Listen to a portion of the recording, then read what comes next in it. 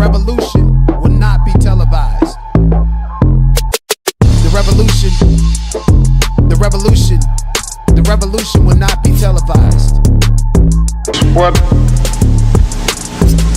is in your life's blueprint?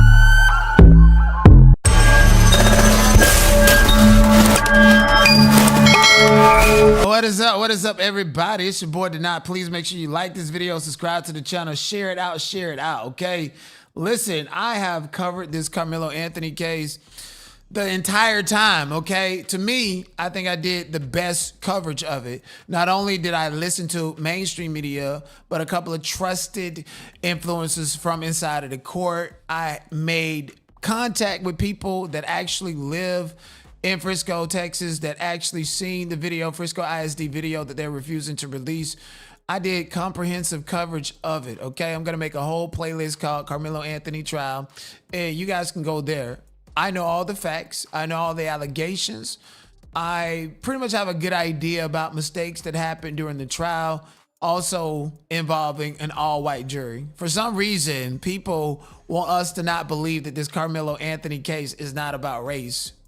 How could it not be? I mean, mind you, the founding fathers of America, even all the way back to how the Europeans got over here, these are people that were outcasts from their own people, okay? White people that were bottom feeders and peasants thrown over into America to just like live life and do whatever you do, but get away from me and my bougie ass, okay? So these people here running America are the descendants of these European people that were problematic in their own country, okay? They like to talk so much smack about Jewish people and say they problematic everywhere they go.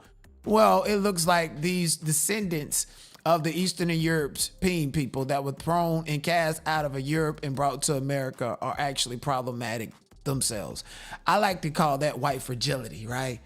Ever since Jeff Metcalf stood up there and called Karmelo Anthony a watermelon felon and talked about black fragility, I guess that's the new way to say I'm racist or whatever. Okay, I get it, all right. Well, let's talk about white fragility in real time, okay? I definitely believe I love white fragility.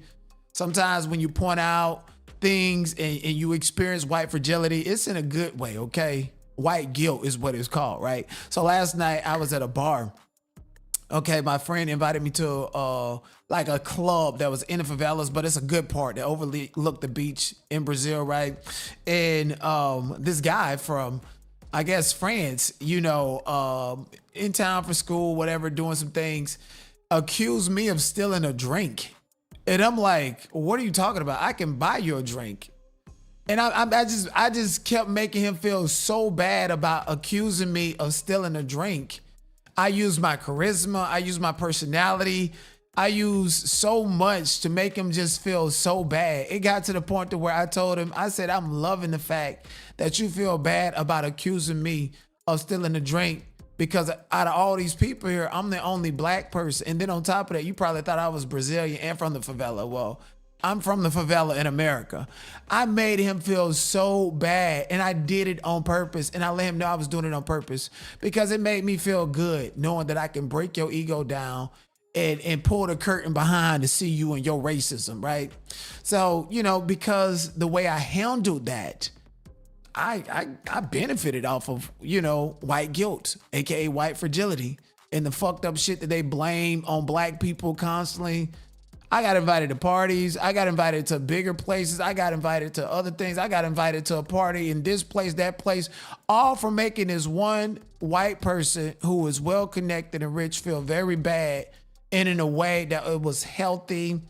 And I used my charisma, and I used it as an opportunity to show my personality, to show that I'm not like the rest of them, okay? So I think at that point in time, they want to tokenize you, and you can go through that or whatever. But I'm telling everybody here, okay, if somebody say, hey, get from underneath the tent or whatever, use your personality, use your charisma. Make them feel bad about trying to single you out and target you, okay? Because it can open up a whole reality to you. They have whole movies about it. If you don't believe me, go and watch Trading Places. Go and watch To Kill a Mockingbird. Like, you know, use what you got to the advantage of what you can, because at the end of the day, you cannot change the historic facts.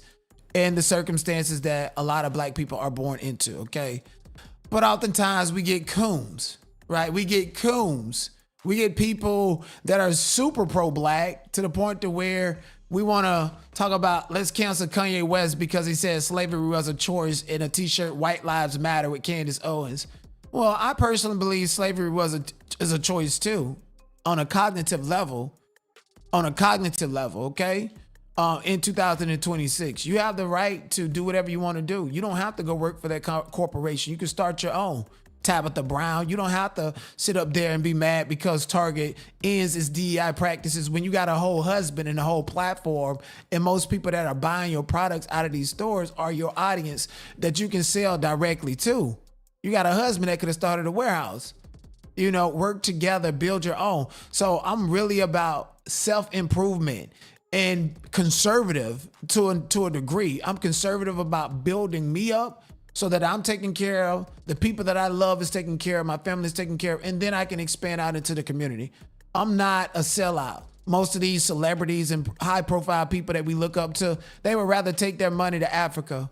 When if they drop $100,000 in Africa, the African people ain't gonna get them about $1,000 off of it because it's laundering money, embezzling, all this other crazy stuff. But long story short, be conservative, okay? Slavery is a choice. Kanye West sold a t-shirt said White Lives Matter. You know how empowering it was to know that it was an inside joke to wear that shirt, and how they try to flip it and make it to be something completely different? If White Lives Matter, okay, cool. Let me get this shirt and let me have all these white people to buy it up. Okay, even better yet, look at Kanye West.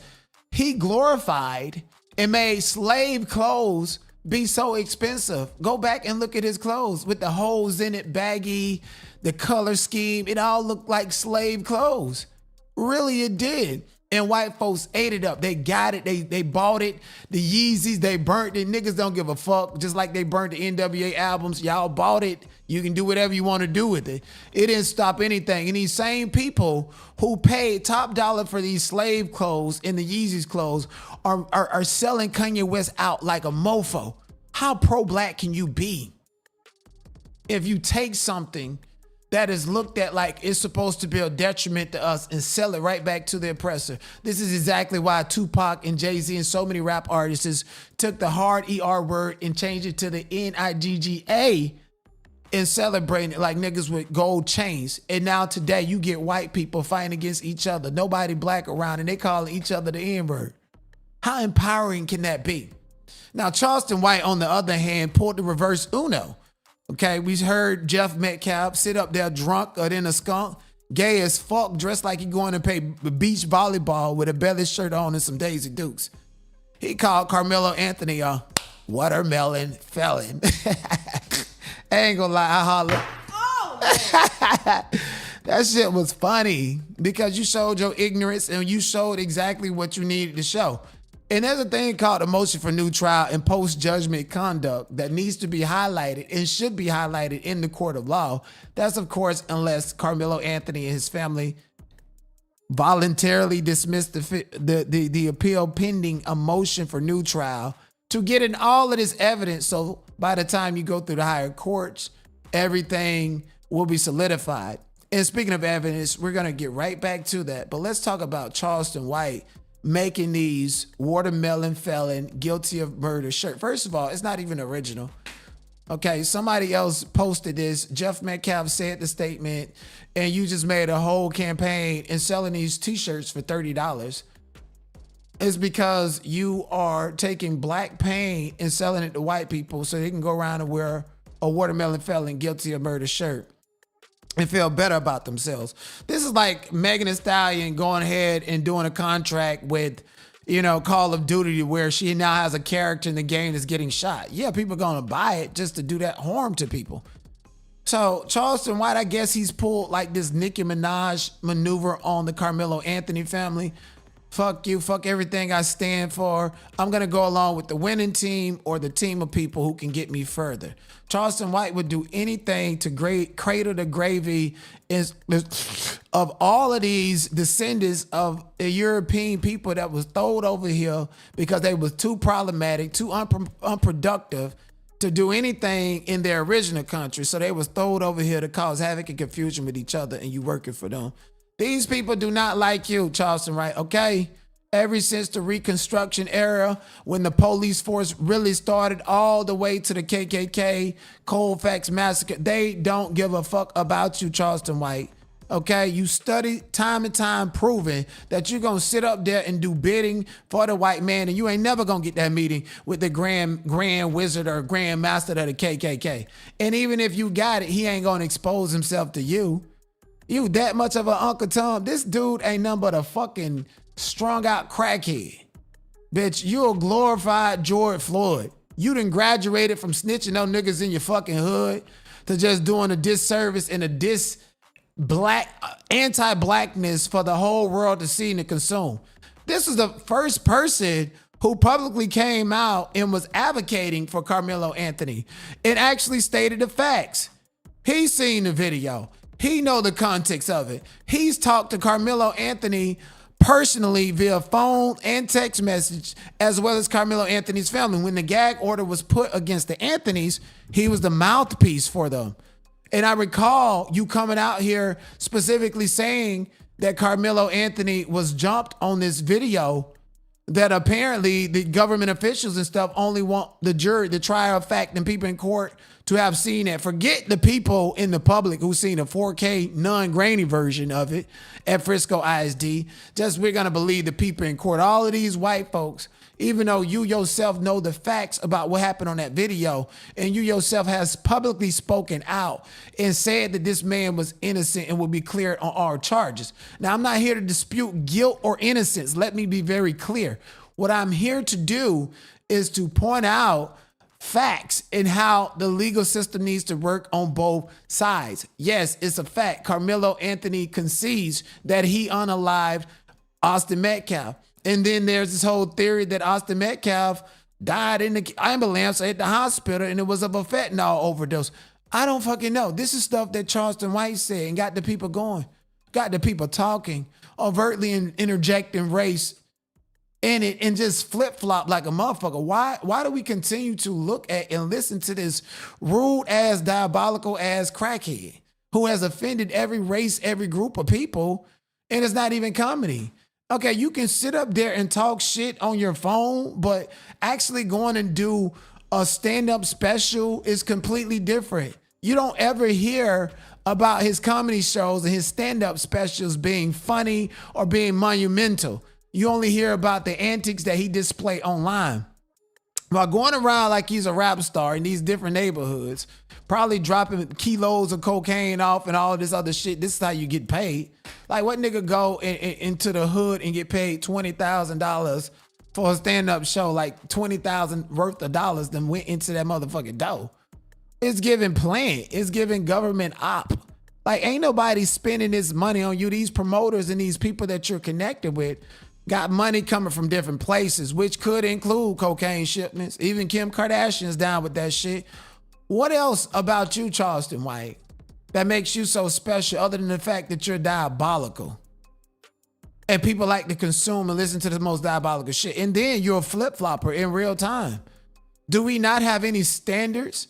They say if you don't stand for anything, you'll fall for everything. Nigga, this nigga flip-flop on every single black person that came into the picture. People, we was rooting for you. Like Tyra Banks was rooting for them bitches on America's Next Top Model. And now she trying to sue. You know, you lost the lawsuit for defaming somebody, Charleston White. Everything you say is disgusting. You're not even fucking funny. You're just a disgusting ass person. And I think it's time for the black community to wake up to that and understand who you are and just tune the fuck out. Just tune the fuck out from this person. Okay, who is your audience? You trying to tap into the younger kids and shit through Aiden Ross? First he gay, And him and the dude that's his best friend, the black dude, they screwing around. Next thing you know, you over there. He calling you unk and jumping on you, humping you. And the other nigga that was your competition is now homeless. What the fuck is going on with Charleston White? We don't need to even listen to this person. You just fooled, motherfucker. You just research fool, okay? Some of the shit you say is funny, but give that rhetoric to somebody else who know how to deliver it without being so fucking egregious with an intellect and without cradling the gravy and trying to hold a nut in your mouth like you're a squirrel for the white people. He even went on to release messages that Karmelo sent to him to show this is what it was and this is who he is. At the end of the day, you pledged $75,000 to this family and you ain't got it, nigga. You ain't got it. You're a fucking crackhead is what the fuck you are. And let's not forget that. You're a sellout.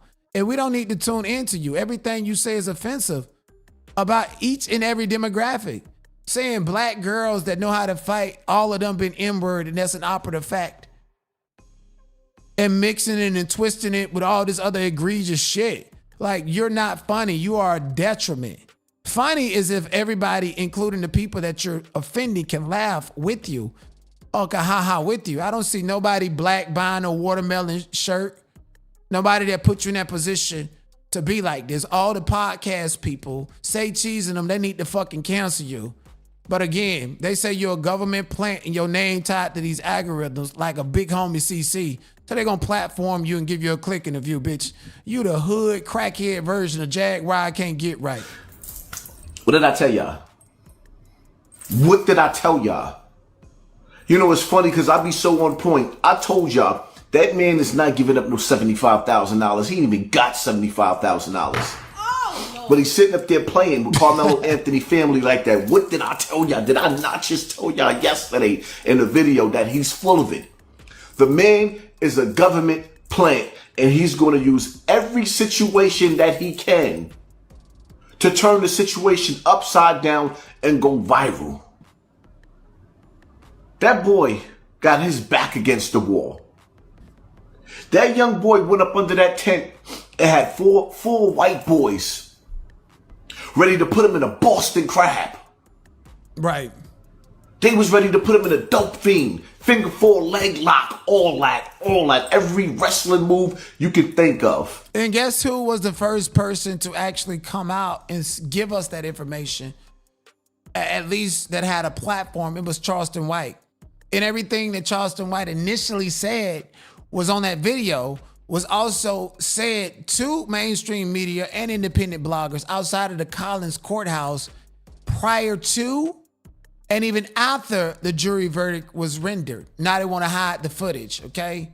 Charleston White, bitch ass nigga, you stuck on stupid. Like, you one of them niggas that think what these people are supposed to just do whatever they want to do to us and we're supposed to take it like we're in fucking Africa. I remember seeing a video about this white couple was sitting at a table in Africa and I was looking, I was like, you know how like in America they got the wood tables and shit that's carved out of African sculptures? Where in Africa is actual real black people. Men and women right there with a whole table on their back and they cannot move because it's gonna spill the drink. One mouth is facing this private part and the other one is facing the other private part. And they kick them in their booty and shit if they go to rattling and shaking too much. That's where Elon Musk is from, over there. Yes, indeed. Tanzania, where they treat black people like garbage. South Africa. Every place the colonizer done went. And mind you, these are the same people that was kicked out of Europe and went to other countries and started causing problems and bullshit everywhere else. We have to deal with their descendants. And Charleston White want to sit up there and praise and worship these people. You need that much motherfucking validation from who and why? Like, fuck is you talking about? And Charleston White, people can say that he's a government plant, but really and truthfully, Charleston White is such a fucking coon to where he would put himself in positions to be opted as and to be used and would negotiate based upon his ability to be used as a government plant against our people. Nobody's telling him to do this. He's doing it because he has no motherfucking life. He's miserable. He's a crackhead. Everything about him is miserable. Everything about him is an oxymoron and perpetuating nothing but harmful rhetoric towards black people. And they're using Charleston White as the typical person to disenfranchise and continue to propagate hate against black people. It's bad enough that we do this shit to ourselves. At the end of the day, speaking of black on black crime, I wouldn't be too upset if Charleston White experienced black on black crime to the extent in which he's probably deserving. Because guess what?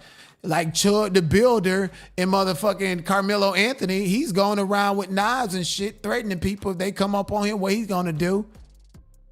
And how can you say that this boy is guilty if you go out and say that you seen the video and what happened on it, and just because they paint this story in the court of law?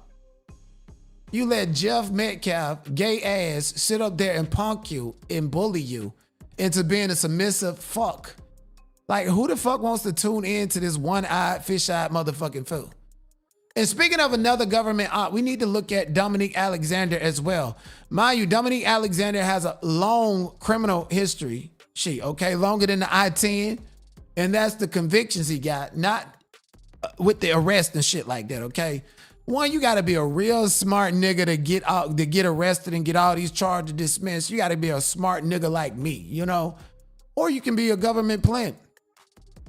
Let's go back to 2019 when he literally beat the snot out of his 2-year-old child's nose. That's on one incident that he actually got convicted for. And later on, he beat the piss out of his baby mama. That same baby mama who cried and grifted, talking about she needed food and money and shit to eat with. And he also benefited off of it. And in that article and in that post that was released, he threatened his baby mama saying, oh, this case ain't gonna go anywhere because I know the sheriff. I know the DA, the district attorneys. What are you gonna do about it? Surprisingly, because he injured a black woman, the DA actually got rid of the case, refused to take the case. This man has tied himself to social issues. He feels like he's in competition with Al Sharpton, another sellout, another motherfucking coon. Whatever happened to you going over there in 2015 at the pool party in McKinney? You got all of that money, spent it on what? Because you can get in front of the TV and speak and call that activism, and this is why you're worth $100,000 plus a year. And then you write 98% of that off, working and operating through these fraudulent 501c campaigns. I know a nigga named Sir Major. They had a Greater Atlanta Black Lives Matter. That nigga went to prison for scamming and embezzling $400,000 off of Facebook alone. You've been in business for quite some time. And the state attorney of Texas has been investigating different people that have funded his network, Action Network. I seen a grant for $111,000 coming from the Southern Poverty Law Center to Dominique Alexander, and the governor of Texas is currently investigating the Southern Poverty Law Center about the funds, how they got the funds, where the funds went, and who was spent on. I mean, since 2015, the only thing we've seen is you beat the shit out of your baby and your baby mama. That was 2019. And now you received $111,000 in 2024 with no activism to back it. What the fuck did you spend that money on? And why did you get that loan money? What was it supposed to be allocated for? Is this why you hush? Is this why you played the role? I know if you're connected to the DA in Dallas County, you're more than likely connected to a former DA, now a defendant's attorney named Toby Shook in Collins County. And I also know for a fact that the only time we heard Kayla speak out about that GoFundMe money, and I got to make this very clear because y'all bitches got it fucked up. Y'all think that the Anthonys use this GoFundMe money in order to purchase a house, a car, and all this other shit that they already had since 2023. And now we're talking about a GoFundMe created in 2025. Who created a GoFundMe? It wasn't Kayla. It was transferred to Kayla, I believe. Kayla, according to the speech she gave when Dominique Alexander was right there interjecting race into this whole play, you know, when I seen that, he was speaking, and I guess that was his work and how hard he was going to work to figure out how he was going to embezzle that money from that GoFundMe and keep it pouring in. Because Action Network, we need that. We need that funding. GoFundMe is just another gateway for these fraudulent 501c to collect money and to grift and to do everything but what they're supposed to do with the money. So when Kayla spoke next to Dominique Alexander, and we're going to play this my ugly ass nigga right here in a little bit. When she spoke next to him, I remember her specifically saying that people are lying, saying we use the GoFundMe on this and on that, and that's not true. We don't even have access to the GoFundMe, and we just got access to it, and that takes a couple of days for it to arrive. And after that, we never heard from Kayla. We never heard what she did with the GoFundMe money. We never received any updated pictures or anything about, none of that. What happened was Dominique, through his Action Network, whatever you call it, 501c, he used this GoFundMe money and redirected it. And this is according to sources. He redirected it into his organization, to where his organization was 100% responsible for dispersing the money from that GoFundMe. And you wonder why the Anthony's kept him around even after he interjected race and all this other shit. It's because he was actually in charge of all this money and what happened to it. So when I see him do a video talking about head count and how many people work for him and all of this, and Kim is an attorney, she's a civil attorney, even though she was the first attorney that pretty much took some of the GoFundMe money through my network and through my organization. She's a civil attorney, so we got to pay her for her consultation. But then after she get paid however much money that she's grifting out of this GoFundMe, now we got to find criminal defense attorneys to represent y'all. He laundered a bunch of money through that GoFundMe off the back of Karmelo, and sat down here and try to justify and say that his actions and his hard work and his value came from the fact that I didn't have to walk Karmelo Anthony out there and put my life at risk and in danger. I didn't have to stand up here. You didn't have to do any of that, bitch. You associated yourself with a public issue because, unlike Kayla and the rest of the people until now, did not know the importance and value of a GoFundMe. You knew all of that. You deliberately attach yourself to this family for clout, clicks, and views and money.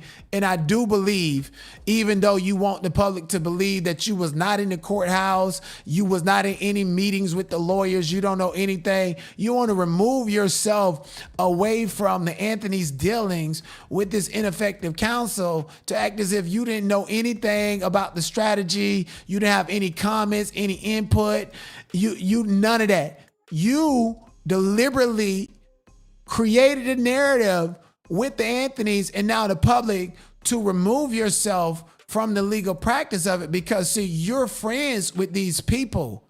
You was responsible for dispersing the money from the GoFundMe, and you took your big cut. You and Kim, this fake ass attorney that got a license. Oh, I can't practice criminal because I'm in civil. Knowing damn well that the fix was already in. And knowing damn well, even though she's a civil attorney, that doesn't bar her from practicing criminal law. There's not a legal license that says you go over here and do family real estate law and you do entertainment law. It's a law degree. You can practice whatever type of law you want. Shit, I had criminal defense attorneys in a restraining order court against me on some bullshit. So you strategically tied yourself to this family to put your name in light next to Karmelo Anthony to justify why a lot of this money was coming in and or to bring in new money and justify spending and justify everything to get your quota and your weight up, your clout up and everything. You're a fucking clout chaser. This guy needs to literally go away. So I'm supposed to respond to clout chasing ass attorneys a year later, talking about, man, I would have done this, I would have did this strategy, I would have done, you wouldn't have done a damn thing. And I can take responsibility for whatever. And he said, you would have done a damn thing. Never once did he say that you guys didn't reach out to the Anthonys. He's all said this to all these people that know he's a crook and feel some type of way about him with actual legal license. He wanted these attorneys who could have helped the Anthonys out to reach out to him, because he himself publicly and privately made himself an intermediate that interfered with any type of communication between the Anthonys in a sound, reasonable mind. Any licensed attorney, you want to talk to the Anthonys, you got to go through Action Network, because we got to GoFundMe. And whatever attorneys we use, we got to prove what they're gonna make. And then on top of that, we got to take a cut out of whatever it is. If the attorneys say they need $200,000, we gonna charge you $250,000 over here at the Action Network News for our hard work and our efforts and our community building and all this other shit that means nothing to nobody, not even to you, bitch ass nigga. That's how you know that he tied himself to the Anthonys deliberately and financially. And through the power structure of this GoFundMe campaign, who got the money, how much they got. He was the bookkeeper, the accountant of that GoFundMe. Whatever I did or whatever it may be, but I'm still here. And people want to attack me when I was there. Where were you? Why couldn't you do it? Why couldn't you answer the call? Why couldn't you go over there and stand outside their house and protect them? See what I'm saying? Why couldn't you go over there and stand outside the house and protect them? So you know what that says to me? That says to me that he got some bitch ass nigga off the street to go stand in front of their house and probably paid them like $10 an hour, but charged them about $50 an hour. Oh yeah, you know, I had to hire this person to stand out in front of your house and he works for this business and I had to pay this company, and whatever he got was whatever he got, when in actuality, you're the person who directly paid that person and telling the Anthonys that it's a security company that you went through to hire him and he's a professional and know what he's doing. You're a fucking scam artist, bitch. Have to have outside partners and people and connected. And many of these people and lawyers know me. See what I'm saying? Outside people and connected, and many of these peoples and lawyers know me. They don't want to fucking deal with you at all. Like literally, you messed up the case. It's a civil rights issue or issue about the First Amendment. Guess what? And I'm sorry to say this, there are going to be many other cases about stand your ground. Okay, I assure you, somewhere in the state of Texas, somebody finna do some shit because they felt like standing their ground. Would it get public acknowledgement? Would it get attention? I don't think so. I don't know. More than likely not. There's nothing new under the sun. What happened in this situation is not new. It's just being highlighted to reinforce a narrative that this nigga participated in. An anti-black narrative. That I know this process. And to play up on my and literally respond and comment to me to act like it was a whole bunch of black attorneys. So I'm supposed to. And then another thing, I want to be crystal clear about this to show how all people can sell each other out. Dominique also stated that it's a black attorney, and all the black attorneys that came my way, they couldn't afford them. What do you mean? Like you was at this goddamn, you literally was tied to the GoFundMe and the Anthonys from the start. That means you was there from the whole year. So you had access to, control over all $623,000. At what point in time did the money run so low to where whatever attorney, black attorney that wanted to represent them, they couldn't afford? They couldn't afford the black attorneys. Why they couldn't afford the black attorneys if they got $600,000? It's because you was already grifting off of and taking all that money. People be like, oh. Okay.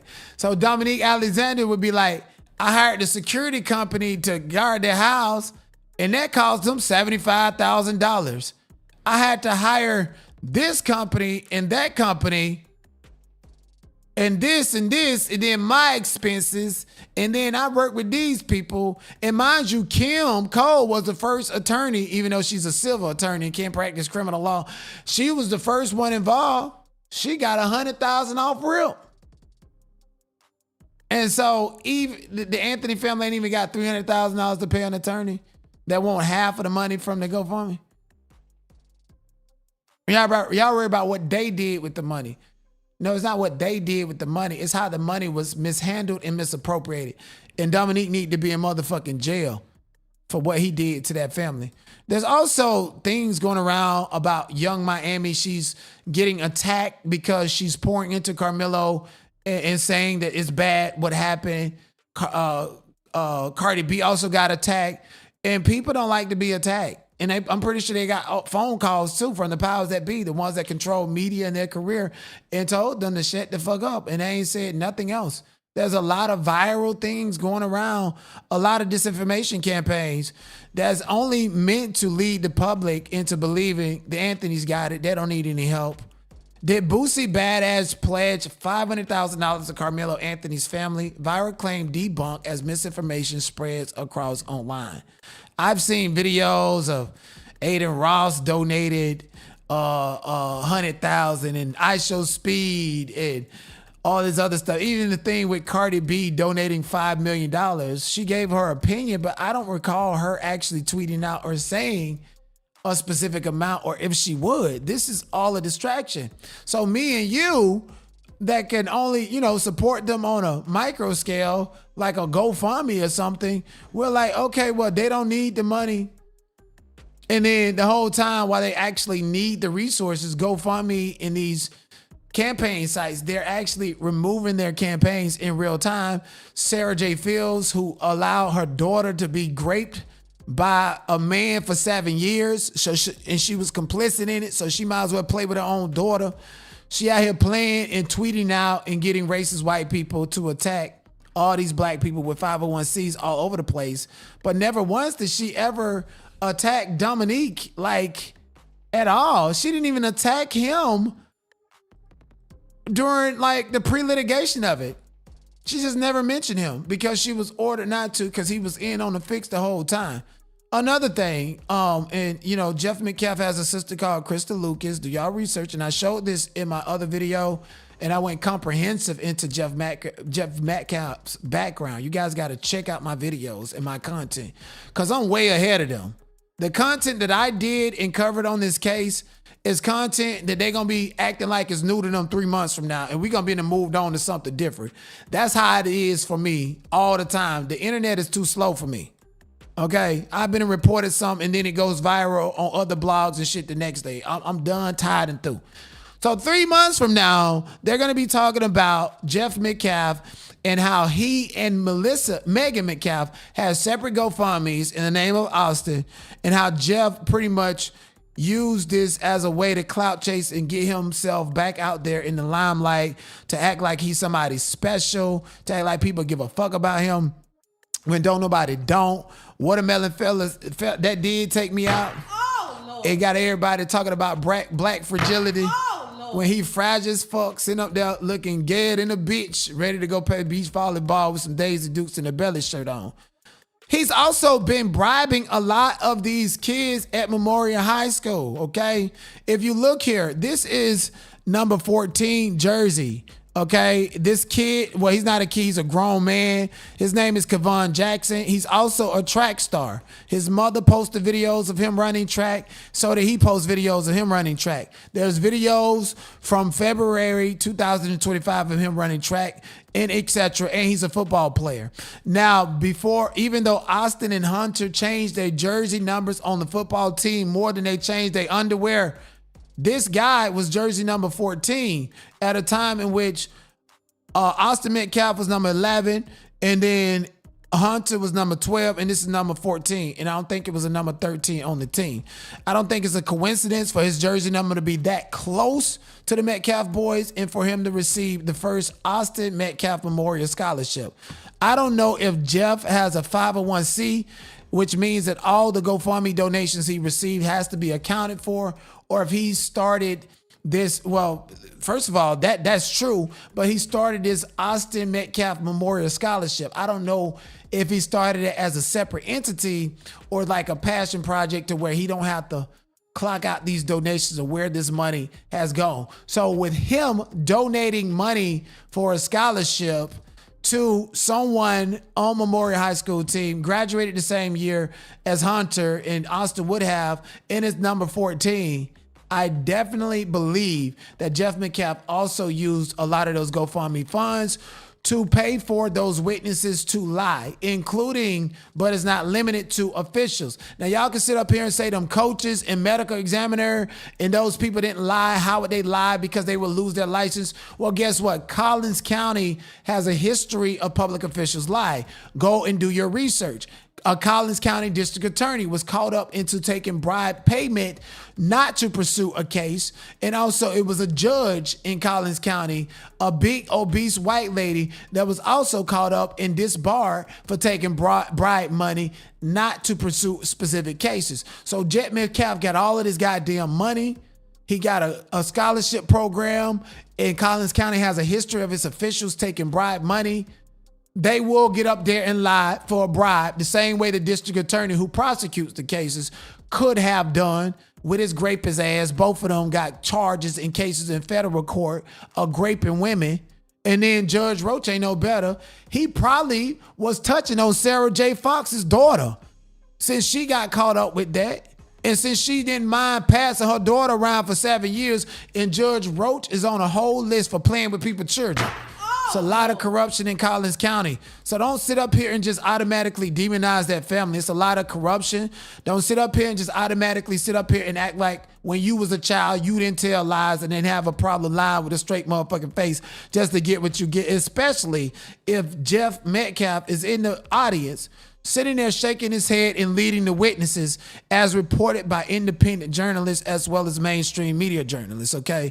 Now listen, I done heard niggas joke and say that if somebody died, they were gonna go and piss on their grave.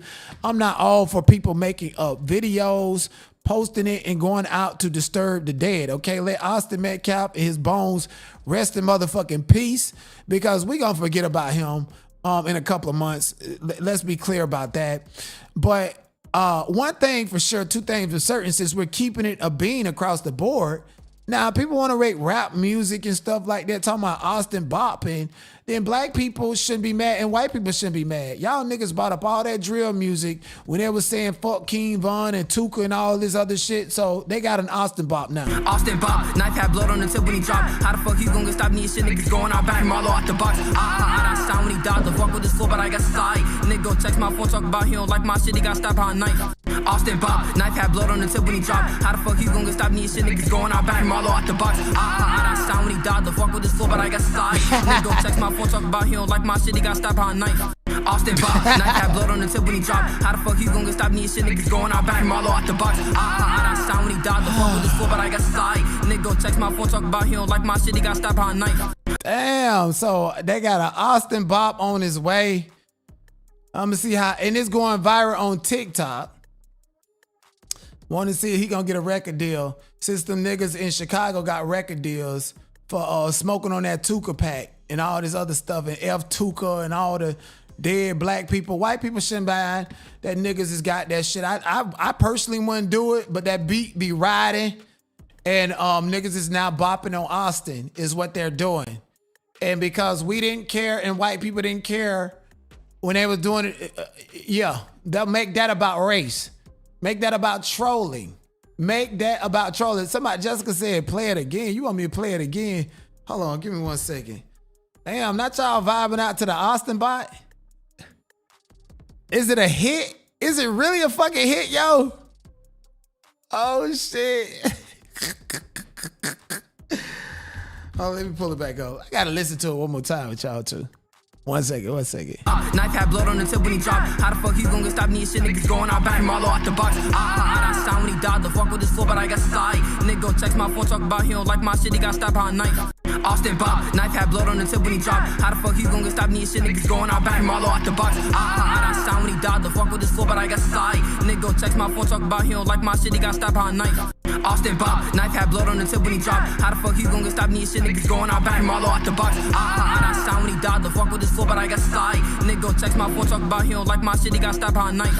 Austin Bob, knife had blood on the tip when he dropped. How the fuck he gon' get stopped? Need shit, niggas going out back. Marlo out the box. That sound when he died. The fuck with this floor, but I got side. Nigga text my phone, talk about he don't like my shit. He got stopped by a knife. Austin Bob, knife had blood on the tip when he dropped. How the fuck he gon' get stopped? Need shit, niggas going out back. Marlo out the box. That sound when he died. The fuck with this floor, but I got side. Nigga text my phone, talk about he don't like my shit. He got stopped by a knife. Austin Bob, knife had blood on the tip when he dropped. How the fuck he gon' get stopped? These YNs is off the motherfucking chain. Off the goddamn chain. He better be careful. He putting his face in that and shit. He gonna be the first one Donald Trump recruit for that forced military draft coming up in December. Speaking of Trump, did y'all see that shit going on at the White House? Got them drunk ass crackers throwing up on themselves and shitting and farting and tapping out quicker than Adam 22 did when he was trying to box Jason Love. Anyways, as far as the video of what happened between Karmelo Anthony and Austin, clearly the governor does not want to release that video, even though people like Elon Musk is even calling and saying, hey, this video needs to be released. We need to figure out what the hell is going on. And we know Elon Musk was definitely anti-Karmelo Anthony. However, the only thing that we can depend on is a jury verdict by all white people in which we don't trust, period. Yeah, y'all had Asians, Indian, and Middle Eastern people that is quick to sell out black folks and would do anything to smuggle up with and go to the golf course and sound like LeBron James selling their own people out. Fuck is you talking about? Here is someone who actually seen the Frisco ISD video with his own eyes. Him, Morrison, and other people have seen it. And if I'm not mistaken, these people are witnesses, personal witnesses to clear footage, not no fucking blurry ass pixelated shit that the jury was presented. I trust their words about what happened in the footage opposed to the jury. My name is Tony Sturdivant. I was one of the individuals that put in a FOIA request to see the video. What I saw was starkly different from the testimony that I heard given in the trial. There were 6 kids that walked up, 2 splintered off. I guess that part of, was introduced in the trial where they went to deflect the coach. The other 4 walked directly to Karmelo Anthony. There was a brief conversation, I say maybe 20, 30 seconds, and from there, a scuffle ensued. It didn't last long. Karmelo backed out the back of the canopy. He looked one way, looked to the left, and flew down those bleachers. Now, this is the video that was presented to us. This is the questions that I have, though. Why wasn't that video presented in court? And is it the true video? Because, again, it's starkly different from the testimony given in the trial. Karmelo Anthony flew down those bleachers, fell at the bottom of the bleachers, got up, took off. It was maybe 2 or 3 kids that you can see kind of give chase, but Karmelo was gone, so they weren't even going to put a finger on him and touch him. Again, there was a scuffle that ensued at the top of the bleachers, and Karmelo got it there. But I don't know why that was not brought up in court. I don't know why that was shown. I don't know if the ISD gave us a bogus ass video. I don't know, but that's what I saw.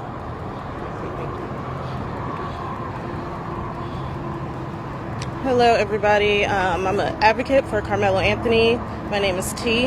And when I went to see the video, they asked if you want to see it from either 2 minutes before the stabbing or 11 minutes before.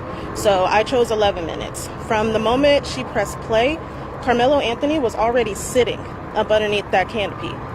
And he was sitting there for at least 8 to 9.5 minutes. You see, well, I saw a boy in a black hoodie go over to him first, and then they left out of the tent. And then you see coming across the field was another 6 boys. When they got to the bleachers, one, he went out of frame, and the other one sat at the bottom. But the remaining 4, they went directly to Karmelo Anthony. And like T said before, it was a brief conversation, and then all you see is commotion. And we know from the interviews that Hunter did, we know that Hunter was, in fact, up underneath that tent. The next thing you see, you can see Karmelo, in the midst of them assaulting him, you can see Karmelo trying to back out, but he gets pulled. And I want to continue to re-utter because I was hearing a lot of misinformation about, Cenat doesn't know what he's talking about. What evidence on motion for new trial? Well, Jeff Metcalf gave post-judgment statement saying that Hunter was a witness for the state and the defense could have called him and should have called him if they wanted to cross-examine him.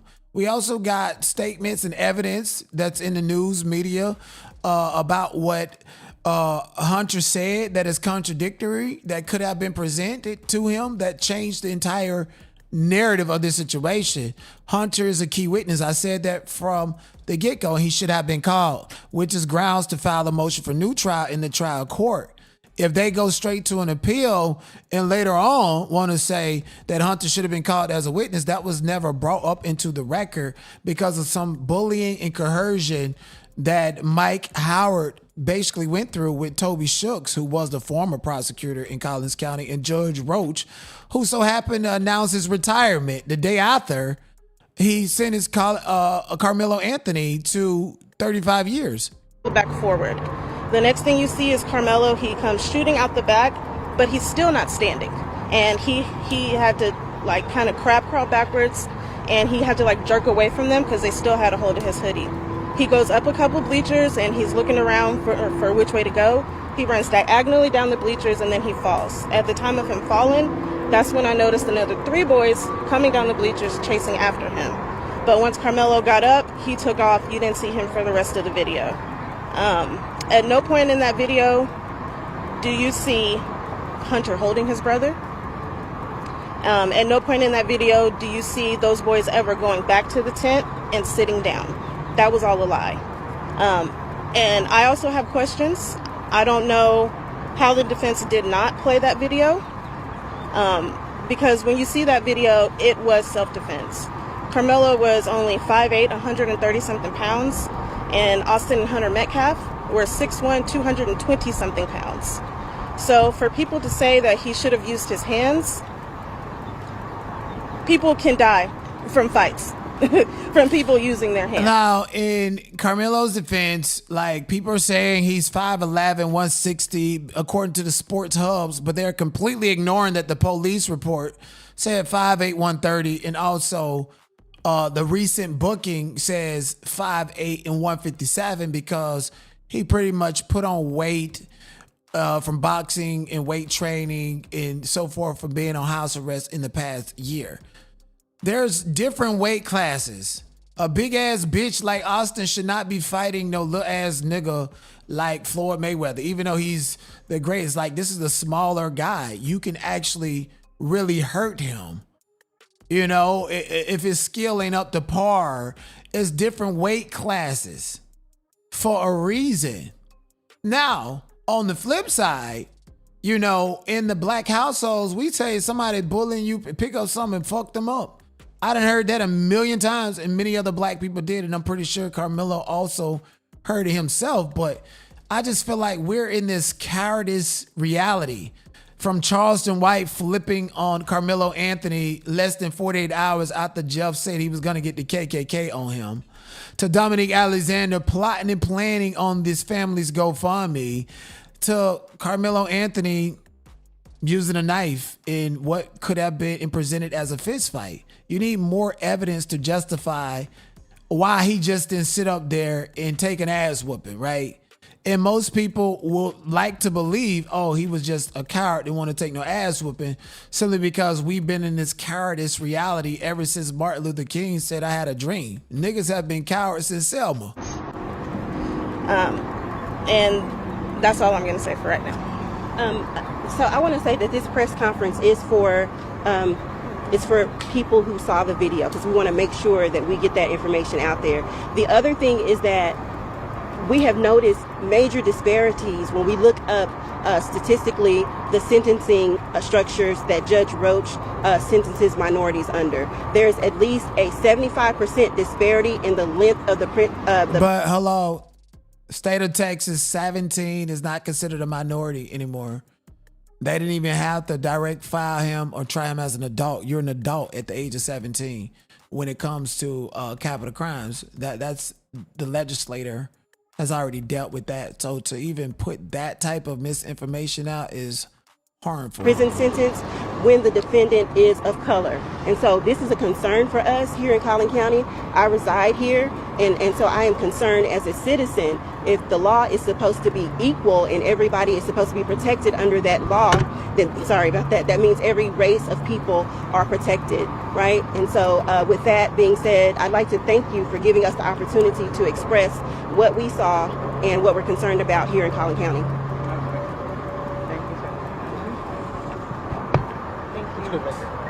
Okay, sorry. You get it right there.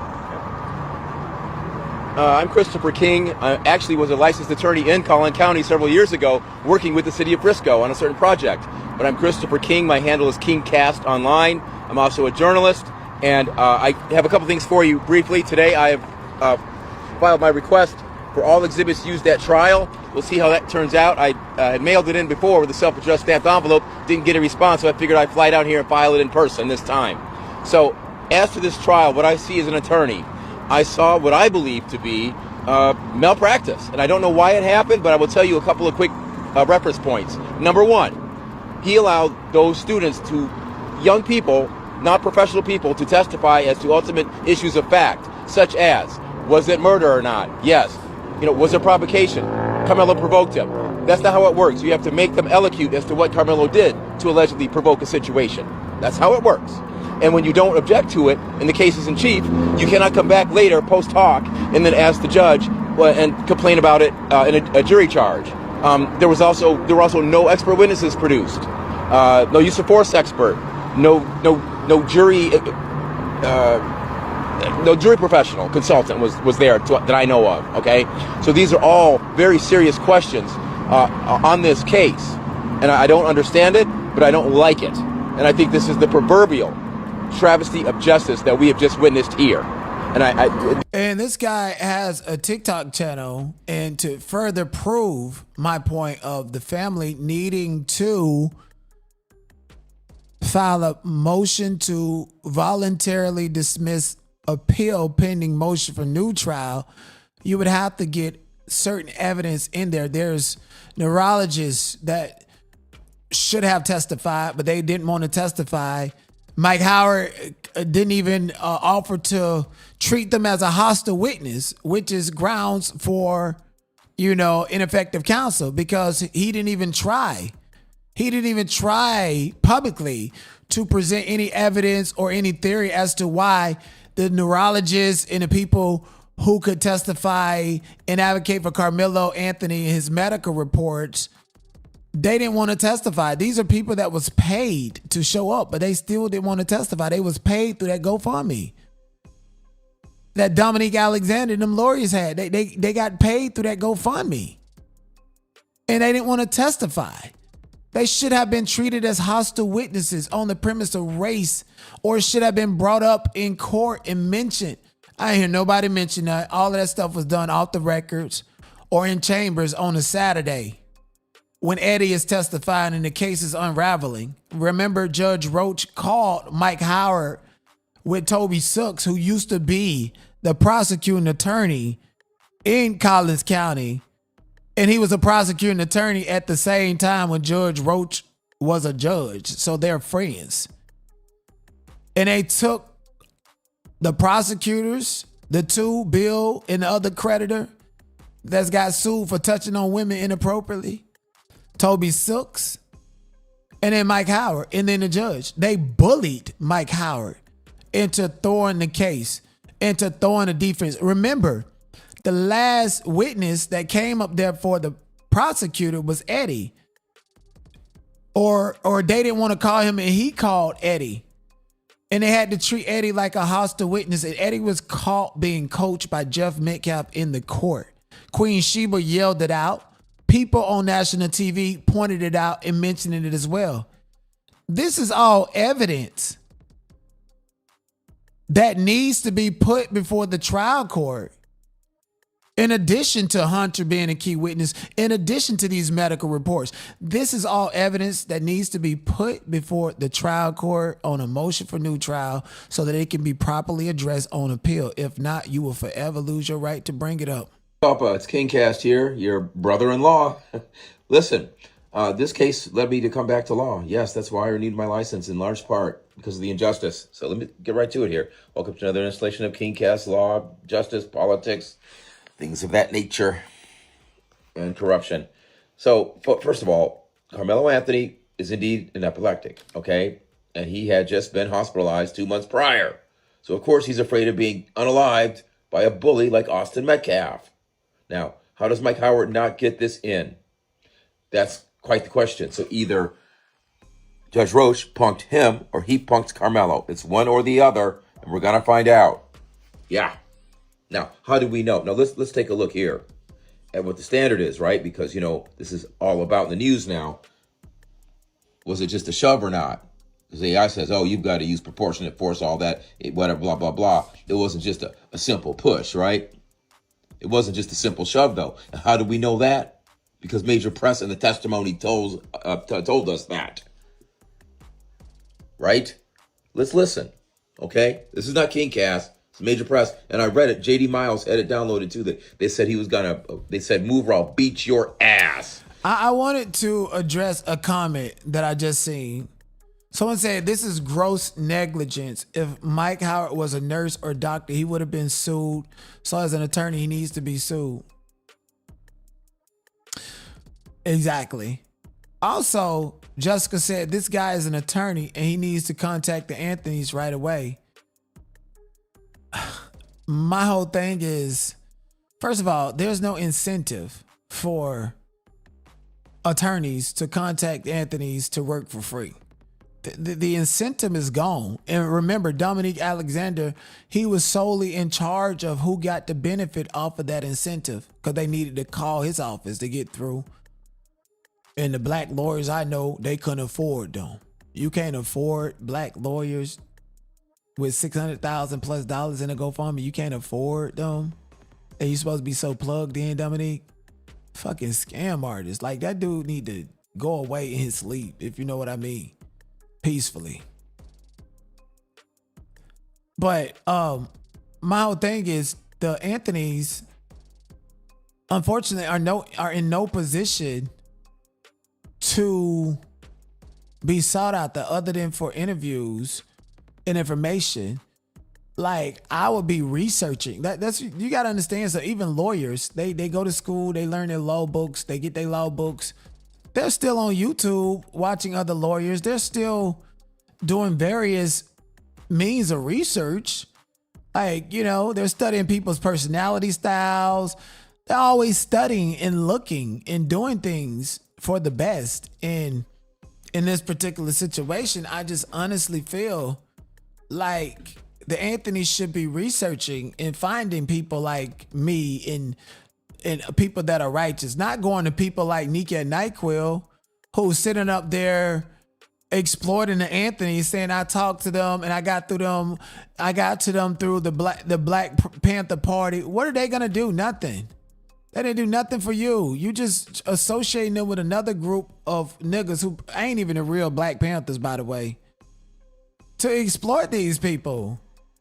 So I would never exploit people like this. This is why, like, if y'all want these people to contact me, you could reach out to them. Okay, I'm good. I think I got great information. I think every question that's asked and answered is already there. If they want to come, if they want to take heed and take my advice, that's up to them. You can lead a horse to water, but you can't force it to drink. And I think my people have already made the Anthonys and myself aware. I don't need to reach out to them and contact them every day. And I don't think any legit attorney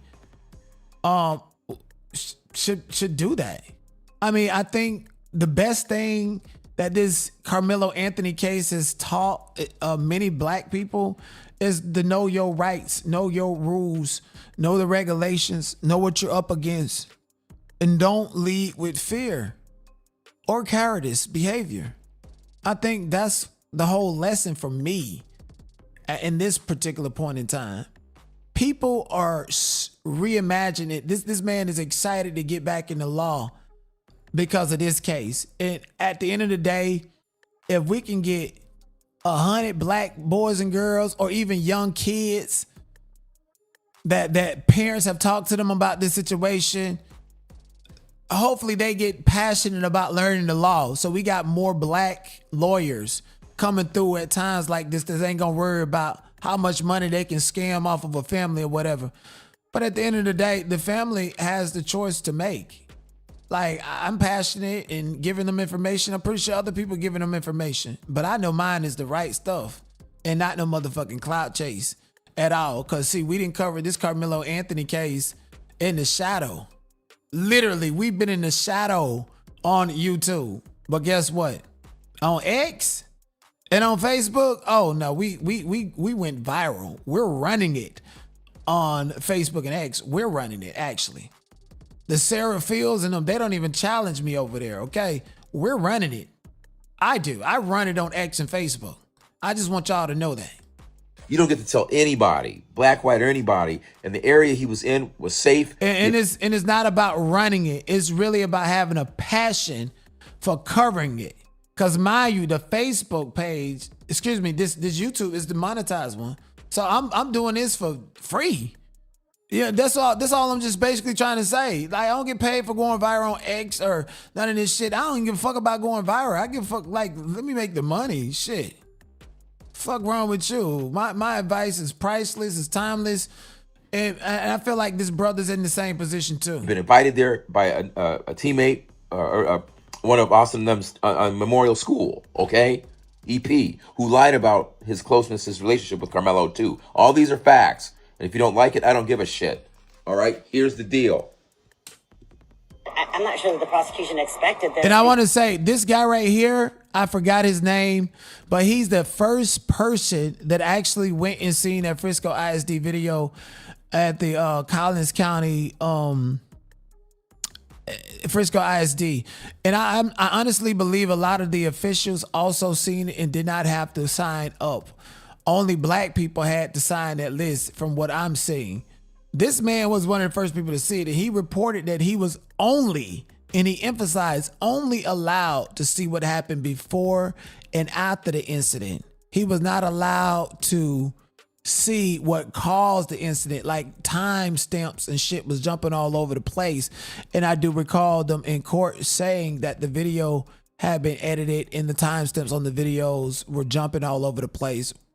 Because they did have one of the witnesses said it wasn't just a push. It was, he lifted him up in like a linebacker drill type, like when you see a linebacker, hit the dummies. And so, that's what he said. That's what he said. That's right? hard. They don't want that coming out. Now let's go over here. Let's talk about these guys here. I call them the Brady Bunch. The email I'm about to show you went to these people, right? These coaches, but they protected it. Okay, they protected the twins because of the scholarship money and because they had potential liability to these cheerleaders that were being abused. What cheerleaders, do you ask, Mr. King? That's been debunked. Has not been debunked. Kingcast got it right here for you. Ba-boom. All of them, right? Twins walking in talking about Hunter, talking about fat bitch and all this stuff. The unprovoked so girls, okay? Yeah. Acting like this in public places. Sorry for having to come to you this. All right. Getting out of hand. So yeah, and by the way, those receipts that he's playing right now about the cheerleaders, I got them. I'm the person who got the emails. Remember when I told you guys that I'm in contact with people that actually seen the Frisco ISD video and that somebody actually might have recorded it at Frisco ISD? It was gonna release it one day, especially after the government to shut it down. I told y'all this content will be released, okay? So I hate when people get my content. I should have put my watermark in it because those receipts come from my email that I released to the public, which is why we went viral on X by releasing them. So thank you. Anyways, Shout out to y'all for actually having a critical mindset, and shout out to the people that actually understand how the court of law works. I don't think black people are upset that Karmelo Anthony is guilty, so to speak. It's not like the police report did not give an admission of guilt saying that he is the person who caused Austin Metcalf's unalivement. And theory has it that Austin actually died of an overdose and the stab wound was secondary, which makes some white people George Floyd. But neither here nor there, that's what it was. We're talking about fairness and people having their day in court and people being able to tell their side of the story. You know, I myself find myself in a situation to where, you know, something happens in the trial court and it gets overturned on appeal. Especially if you feel strongly about it and can actually approve your appeal. Everybody has a right to an appeal. The minute mainstream media starts painting a story and using white people like Megyn Kelly to bring on Sarah J. Fields to say that the Anthonys abandoned Karmelo and they just ran out, they abandoned him when he was getting sentenced. To paint these narratives but never actually reaching out to, wanting to speak to the people that you're talking about, and then doing videos double downing just to continue to push that particular rhetoric as if you was in the court, Megyn Kelly. Megyn Kelly spoke so elegantly about her theory and her misinformation behind Karmelo Anthony case like she was talking about politics, motherfucker. Like she was triggering Donald Trump talking about the Iranian war, motherfucker. But that was her way back in. They always throw black people under the bus to build their businesses, their infrastructures, their institutions, and also to, you know, forgive each other for the bullshit that they did with white supremacist talking points. So when people say Megyn Kelly is racist, how she's racist if she's just stating her opinion about what's going on with Karmelo Anthony? Well, she's racist because she's wholly devoid of the fact that there's an appeal and that person has the right to defend themselves throughout the appellate process. And it's not your job and your duty to nail home and drive home a narrative that is so egregious that you was not even there to actually witness and be a part of, with the simple fact that Megyn Kelly brought on Sarah J. Fields to her platform, who was one of the journalists handpicked by Judge Roach. I can only assure you that Megyn Kelly is probably a drunk, lazy ass, crackheaded ass bitch that just get up and take cue cards from other people like this dumb dissy bitch right here. Wait, tell me the pillars again. So it's pro-life. So, First Amendment, Second Amendment, sanctity of life, and veteran and first responders. Okay. And First, second. Yep. Cool. The First Amendment, the Second Amendment, the sanctity of life, our veterans, I feel very passionately about. Do you guys, if you're going to talk about... Hi.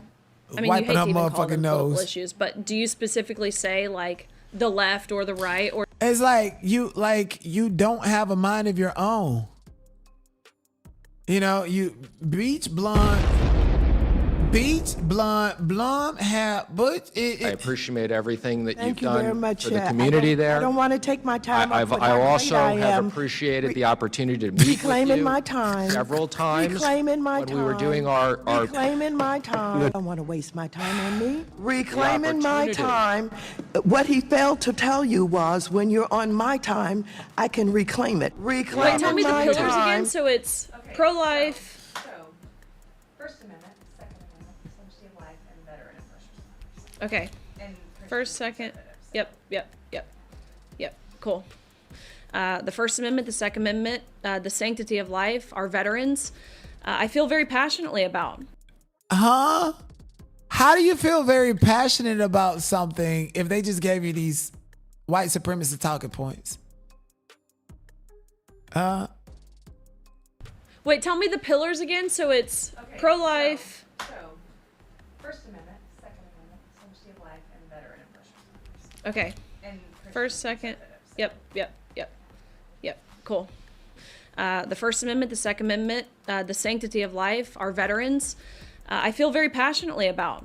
Do you guys, if you're going to talk about, I mean, you hate to even call them political issues, but do you specifically say, like, the left or the right? Or You hate to call them political issues, and you're on a political show.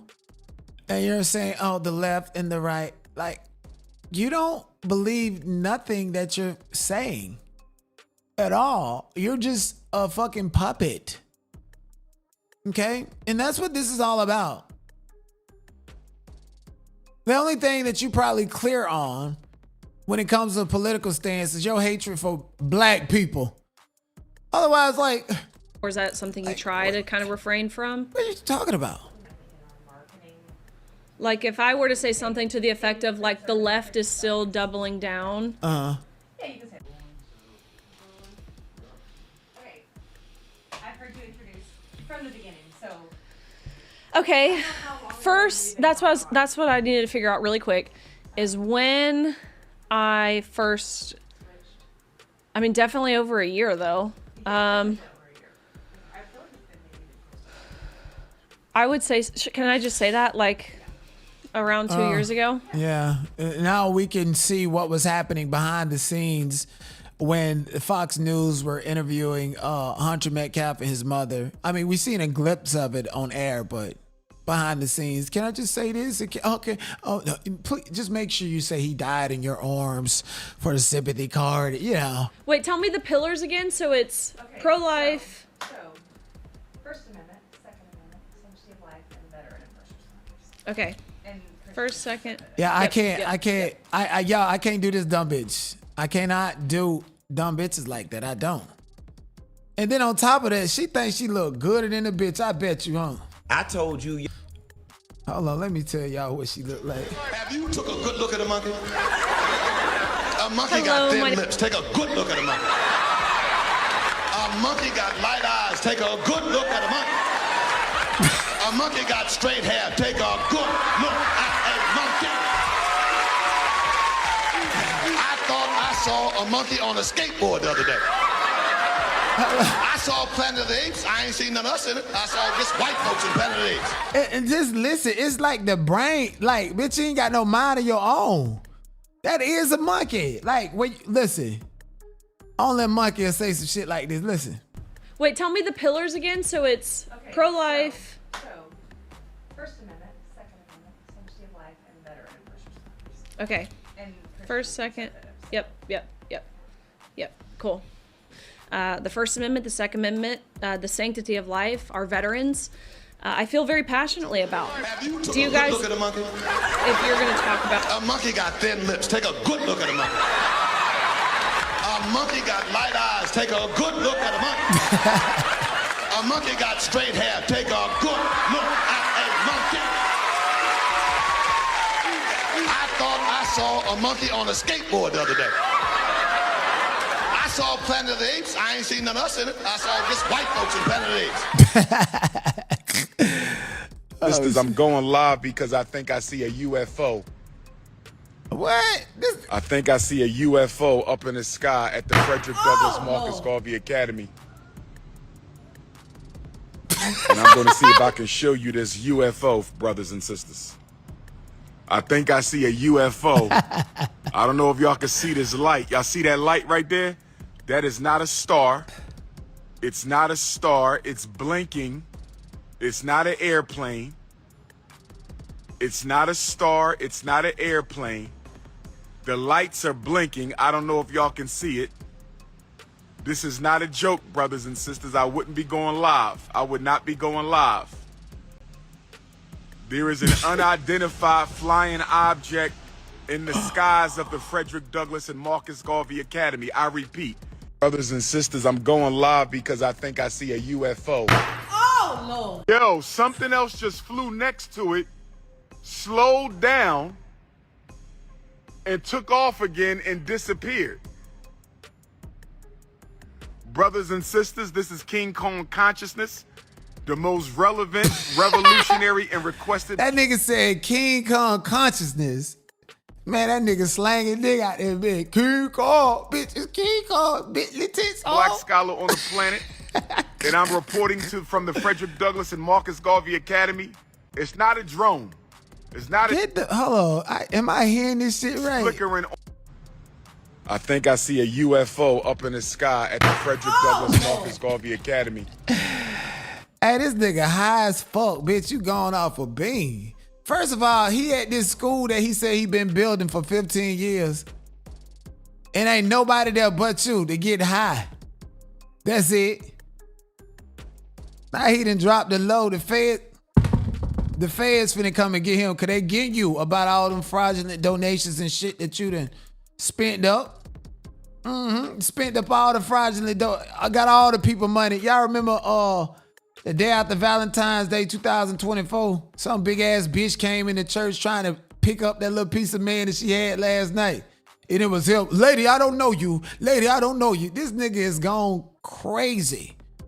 And everybody know Dr. Umar Johnson is crazy. What other nigga repeat shit 3 times in a row? Bitch, say my name. Sisters, say I'm my going name. live because I think I see a UFO. God damn, crazy. I think I see a UFO. Crazy is all outdoors. And we knew it.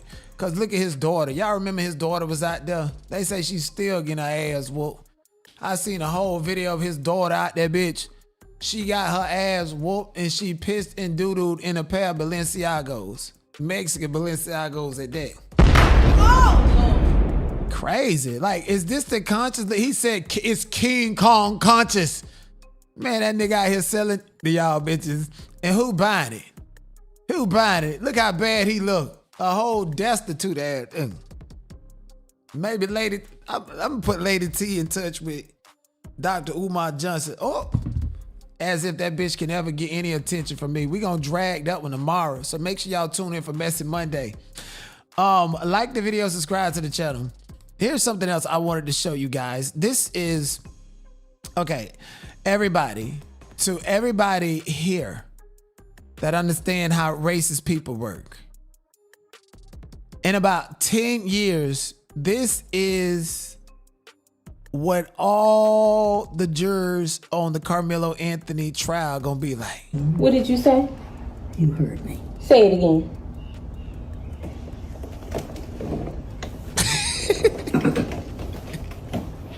What are you doing?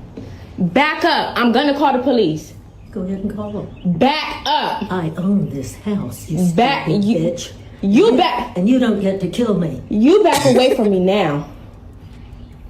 You cannot get aggressive like this. You have to go sit down in that chair, Miss Betsy. Back up. I own this house. Back up. It's time for you to die. I'm gonna call the police. I am. What did you say? You heard me. Say it again.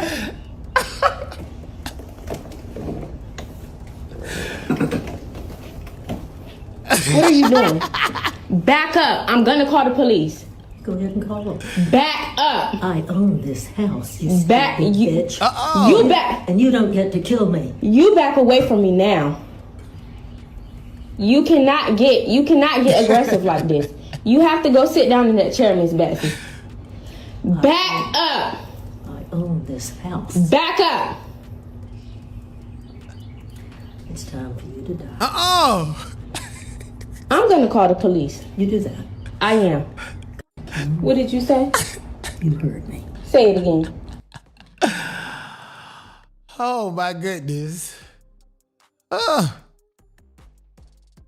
See, I can never work in a job like that. You gotta have some serious anger management control to deal with that. But just looking at that shit is funny. We laughing at you. We glad that you showed your true colors with your old miserable ass. That's why you're alone right there in that rocking chair, motherfucker. I would have roasted the fuck out of you. Just like I told you the story at the beginning of this video, how this French boy tried to act like I stole his drink. Oh, I stole your drink? Would you like me to buy you one? Are you sure? You acting a little bit thirsty, man. Don't try to grab my junk, bro.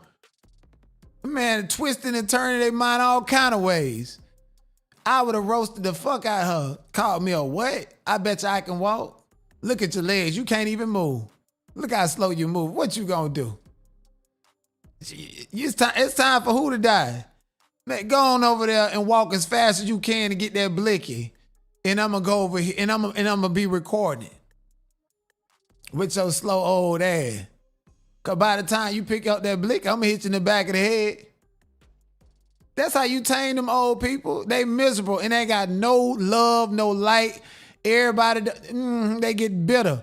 And when you go to talking to them like that, they'll respect you. Even though you'll get fired for saying some shit like that. But real nigga shit, that's it. She said, "I'll call the police." That's the only thing they want to do. They want to get you mad. They want to get under your skin. So you flip that shit on them. I'm trying to tell you. Oh my goodness. Now, y'all remember the book? What is the old McDonald's had a form? Mr. McDonald, or it's a book. That you read in elementary. This old ass man had a form, and this young couple came to buy it, and he said he'll sell it for $5, and they was like, "Oh really? Oh my gosh!" And then he said, "No, I'll sell it. Oh, I'll sell it for $4." Then he said, "I'll sell it for $1." I was like, "What the fuck kind of shit is this?" And then the man got old later in life and came back to live on the farmland and shit. After they had all them kids and all this other stuff. You know, farmland is very valuable. And I never in my life thought that I would see a black woman be that foolish to not even sell her shit for $1, but to give it up for free. A family farm donated 87 acres of land to the city of Taylor, Texas to be made into a public park. The city sold it for $10 million to build a 135,000 square foot data center. Is you crazy? Are you fucking cool? Are you crazy? $10 million? I can only imagine how many times you went in the casino and lost all your motherfucking money. And they done sold your land for $10 million. Bitch, I have a heart attack.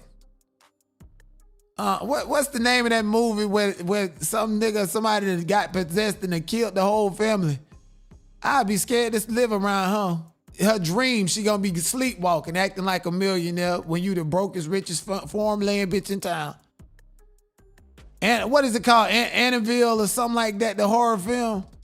I'd be scared to go around her. I'd be scared to look at her. Cause every time I look in your face, bitch, I'ma laugh. You dumb as fuck. Hey, don't crack us your land for free. And they done built a 135 square foot data center for $10 million. Is you cool?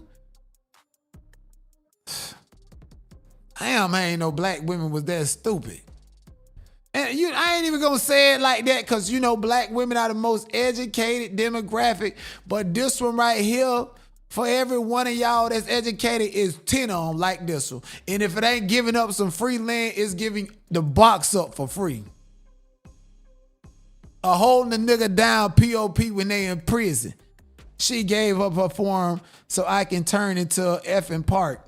For a park at that. You gave up the farm and they weren't gonna name it Miss Agnes Park, or Bertha Park, you know, Miss Rosa Park. You wasn't finna get no park named after you, ho. And you gave it up for free. Man, them crackers would have arrested you if you would have just went over there to sleep in the park if they would have built the park. That's crazy as hell. I couldn't be related to you at all. At fucking all. And this dumb decision that you made and you supposed to be the educator, you supposed to be in there, fuck is you talking about? And I know you had a hard life. Uncles, daddy, everybody like mister, and you silly in that bitch. And I ain't even gonna lie to y'all. First of all, you dumb as hell for giving up the land. Second of all, they sold it for $10 million and then cut you a quarter of the deal. I'll just go ahead and jump off a building. No lie. I ain't encouraging suicide or nothing. I'm just telling you my perspective. Me personally, I'll go out there and act like I'm bungee jumping and they'll throw me. Like they did this one girl in Brazil. And you know, I was finna go bungee jumping too. Leg all good. Hell no. Telling you, you got to pay attention to the universe. When the universe showed me that these people in Brazil fucking threw this girl off a fucking bridge with no jump on, and the way she landed to where her body bent up like a press. Have y'all seen that movie with Jamie Foxx when he was hunting them vampires? It's on Netflix. And Snoop Dogg in that bit too. And how them vampires, they just be rolling head and shit be folded up like a daddy long leg spider. That's how that girl body was. folded up. All of this shit just snapped and broke. They threw her off that bitch. But if I would have gave up my land for free and Adam Cracker turned around and sold it for $10 million, I'd have threw myself off a bridge.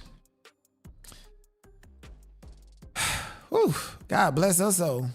Anyways, black culture on deck. Black culture on deck. K-pop in the building. They copying Michael Jackson, pop stars and shit like that. And I honestly believe Michael Jackson pickled his skin like that because a part of his whole deal to become the greatest superstar of all time, he had to look ethnically ambiguous. So he looked like an Asian man. It don't matter if you're black and white, he told us. But you know, black American culture is on full display in the furthest corners of Asia. These are the same people that look at us like we stupid, that go out and ferment some rice to rub on their skin so they can stay light skinned, put on hats and umbrellas out this bitch like Michael Jackson. You know, now they got the fucking band Louisiana style. Come on.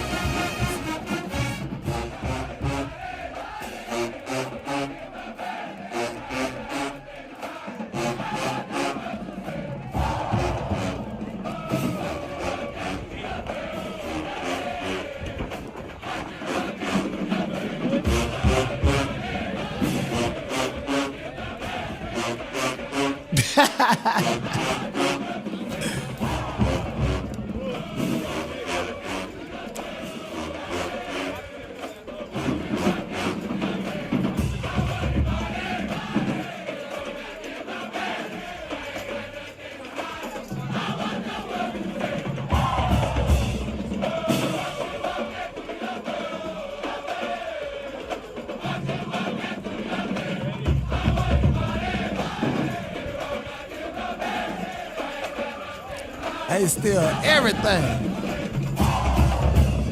Yep. Uh-huh.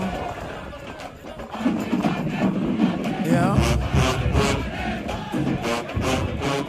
Look at this shit. And you know what this look like? This look like Martin Luther King saying, I have a dream.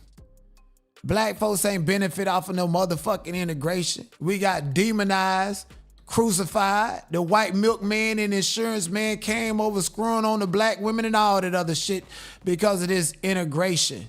Everybody can integrate and grift black culture, use it to enrich themselves and show off their talent. I mean, to the point that where they even slash an eyebrow, they're gonna be on the cover of People magazine. That's what happened to Charlie Proof. But if I do it, I'm a thug.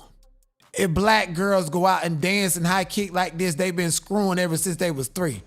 But these Asians can come over here and take everything that we doing. The only thing, bitch, cut off that hair and give it to Beyonce. That's the only thing that you could do for the black community. Real black people is stepping up. We sick of y'all coming over here raping our culture, acting like everything that we got belong to the whole world, and y'all want to shit on us and don't want to appreciate us. Fuck wrong with you. I'm gonna be like Shonda Rhimes. Have y'all kissing at my feet, bitch. You ain't get a job unless you kiss at my feet. And then after that, I'm gonna tell you, you can sweep up the floor. Because us black people, we don't want all toes, all feet, all crabs, all hair weed killers and shit that come from y'all no more. Ever since Mr. Child then shot up Cyrus in the motherfucking back, we're boycotting. Is what it is. And you saying, oh yeah, we're gonna do, that's gonna be on K-pop next. And they got it so bad, them bitches paint their whole body black. Yes, indeed, dark black, blacker than that hair they got. So this is absolutely atrocious and it's ridiculous. And there's no way and no reason that we should not be able to copyright and trademark black culture at the best of our ability.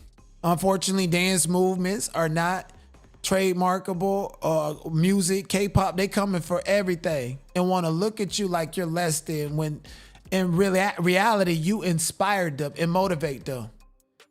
You see that in real time? It take y'all copying and emulating our energy in order for you to feel good and feel better. You went viral for doing some basic ass shit that we see every Martin Luther King Jr. Day, every pep rally, every motherfucker, everything. Nigga, we ball out. Y'all don't even know how to do it right. Is you cool? Like the energy is dead. They just walking down the streets appropriating black culture. It ain't nobody cheering for them. Ain't like literally ain't nobody the fuck out there. Shit, in the black community, we be so involved. And this is so classic to us. Sometimes you even see their mom on the sideline competing against them. But not over here in Asia. They just immolate. That's it. They're just immolating. Okay, they like puppets. With no, I'm just gonna immolate. I don't know the historic nothing of this. They're not educated or experienced on what they're grifting, so it's always gonna come across plain. Period. Okay, because that's just not it. I don't appreciate it. And it's not that I'm complaining because they're copying black people's style. It's that why the fuck we gotta be demonized and treated like chickens with our head cut off? When y'all really are inspired and motivated by the basic shit that we've been having a long time ago. You want me to feel inferior in a power structure, in a social structure. I'm good with that, bitch. Don't get away from me. I'm liable to put hands on somebody that act like that and operate like that. Get out my face. Cause we gonna see each other face to face, bitch, like trading places and all this other shit, right? Fuck all of that. And as a matter of fact, I don't even need to trade places with you. Real niggas know. I really like to take advantage of everything that we have and call it their own. Anyways, Megan Thee Stallion is continuously going viral for her split with Klay Thomas. My whole thing is, why are y'all surprised that she split with Klay Thomas? Klay only dated white girls prior to Megan, and Megan only dated criminals and short men and thugs prior to Klay Thomas. I honestly feel like this was a PR relationship. I also remember seeing Megan sit down with Shannon Sharp on Club Shay Shay at the time in which her relationship was supposed to be good. It was after this video and the date that she posted with him on the red carpet. If I'm not mistaken, this video is from the first public outing that they were spotted at when she had on this black outfit, he had on that tuxedo. This is the first time when they became public in their relationship. And this is what you did in that same night. In that same night, this is how you was acting in the building. Loud, ghetto, rambunctious. And now you find out you done stepped out at a red carpet event with Megan Thee Stallion, and millions of people now look at you like you're in a relationship with her. And she's acting loud and ghetto, even though I come from dating nothing but white girls. Not only is she acting loud and ghetto, maybe that's not the problem. The problem is nobody else is acting like this or is on this level. Everybody else is, cool, calm, and collected. You're not reading the room. You're just all over the place. You can be like this, and I'm pretty sure he like you acting like this, but only in intimate settings, private settings. He's a white boy, okay? His dad is a bitch. He's a white boy. He's white adjacent. And this is what he wants. He cares about the public persona of things. And you're acting a way that he feels like is not appropriate for this setting. And this was their first public outing and date. And I can see her doing this. I can absolutely see her drinking behind the scenes while claiming that she's sober and acting rambunctious. Kelsey says she has a problem drinking and she acts crazy. Tory Lanez said it and so many other people said it. Nicki Minaj said it.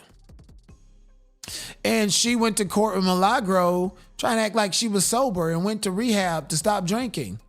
No, the only thing that sobered her and kept her at bay was this public relationship with Klay Thomas. It was a public relationship, a business move. That's all this was to me in my eyes. She's far too emotional. He did not show up with her at court at all to come and see her at the trial, to support her. She flew out to Thanksgiving at his house and had to cook a big meal for his whole family. That's how hard she worked at making this relationship with him work. he was never into you like that. And for you to go on Club Shay Shay and say that you're having fun and not in a relationship, and that to be released at a time in which everybody looked at you like you was in this happy relationship with Klay Thomas for months. I mean, this interview she did with Club Shay Shay came out after the trial with Milagograms, because I actually thought she was going to be talking about that. That's why I sat and watched it. Shannon asked her, is she in a relationship? She said, no, I'm having fun.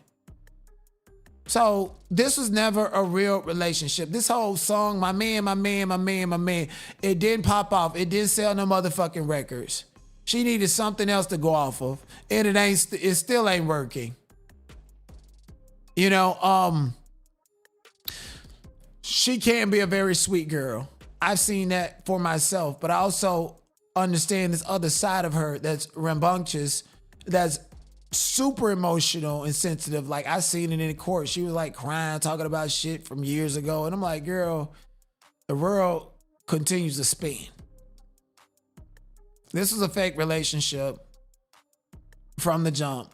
And she's definitely not his type, and he's not her type at all. And what's so crazy, after this relationship split, she started back drinking that same night. She was in New York City floating the boat. Behind the scenes, Megan Thee Stallion got sore toe up about this relationship to where she started back heavily drinking. This is why she had to leave that Broadway show, because Klay was the anchor, and Klay was the person she clammed on to in order to escape her turmoil. And once he was like, this is done and over with, she went back into that dark place. She put all her hope and faith in people instead of herself.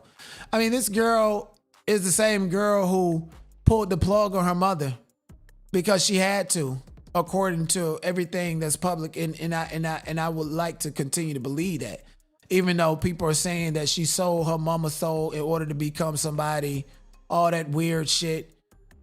This is the same girl who came out after that Tory Lanez, a shooting, public bashing. She's lying. She's telling the truth. So I really empathize with her. But at the end of the day, her whole career has been about sympathy.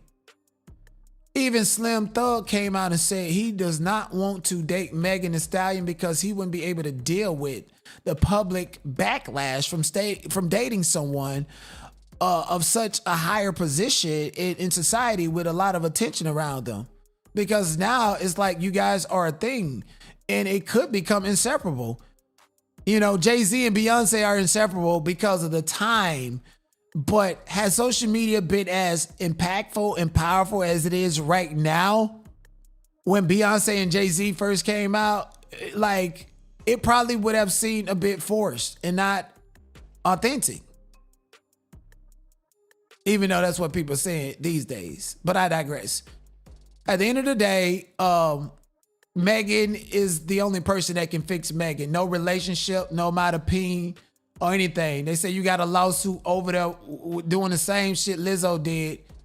I feel like people that are hypersexual, you lack love in yourself, and you're looking for something or somebody to come inside of you in order for you to feel whole and fulfilled. They say she went creeping with Travis Scott. They say she went creeping with A$AP Rocky. That's why Rihanna cut her loose from Fenty, even though they're both connected to Roc Nation. And Rihanna cut her loose from Fenty, even though Jay-Z owns a big share of Fenty. So she even cut his money off dealing with this bitch. So I don't mean to call her the B word, but evidently, you know, everything that we see about Megan and know about Megan and the stories that Megan tell is not the full scope of who she is, because she continues to run into problems with different people, both men and women. It is always the same story.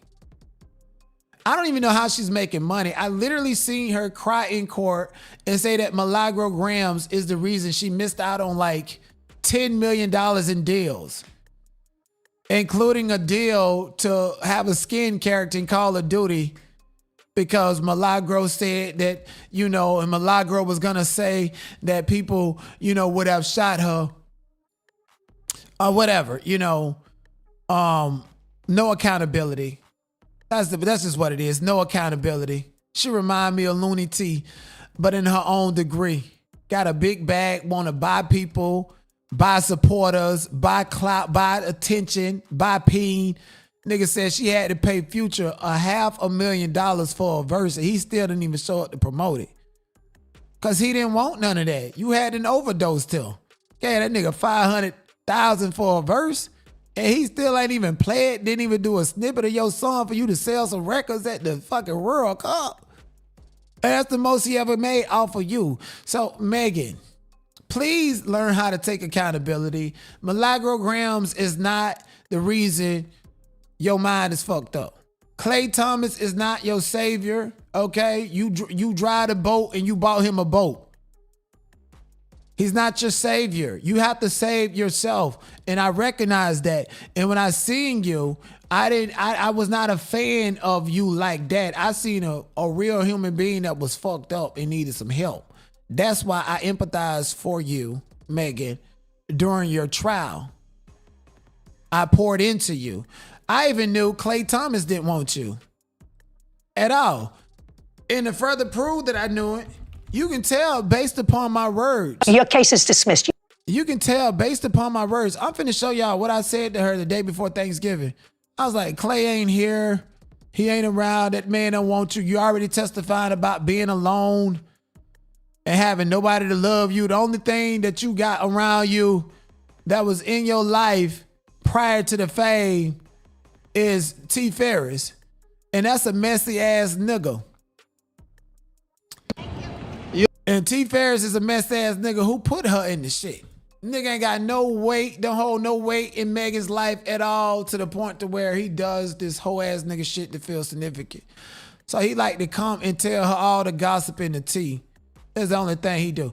So is this, yeah, I wished her happy Thanksgiving because I wanted to pour love and light into her. So it looked like to some of y'all I was kissing her ass. No, I seen somebody that's alone and miserable. And no matter how many people around her or how many people buy her records or come to her show, she still at the end of the day was gonna be fucking miserable. I seen that. That's the part of her that I seen and that I wanted to pour into.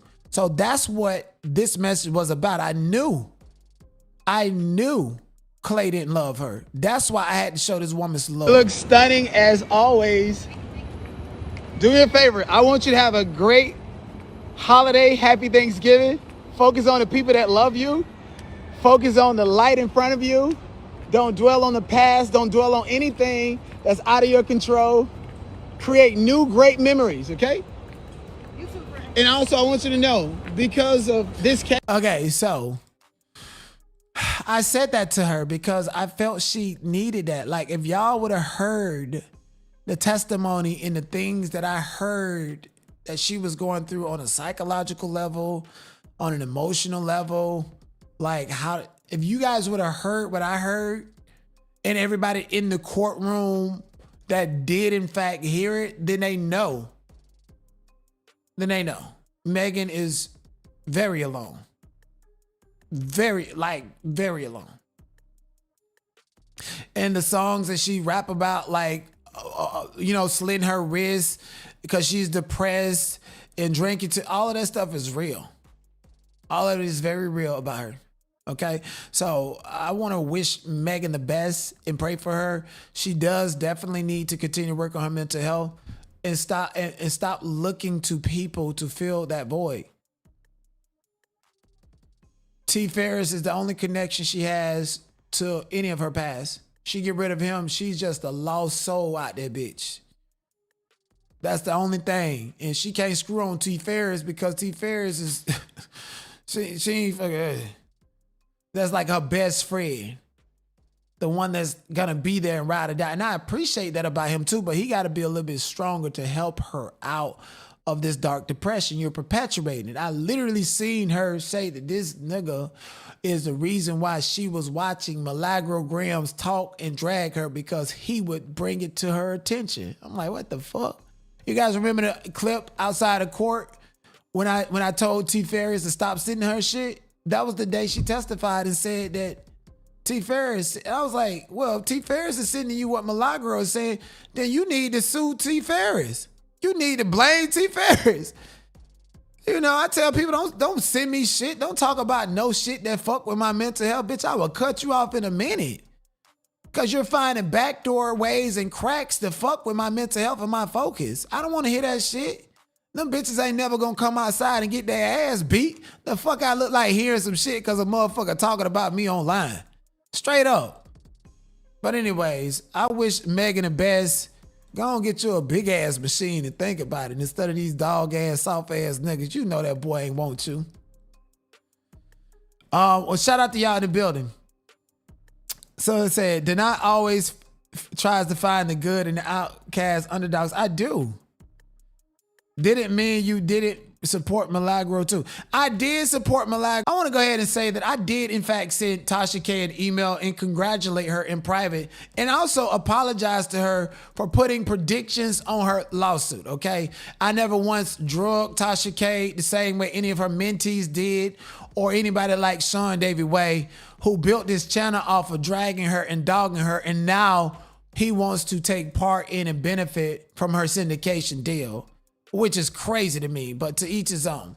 So shout out to Tasha K. I do feel like she has this entertainment, social media, gossip stuff on lock. A lot of people probably don't agree with it. Some people love it.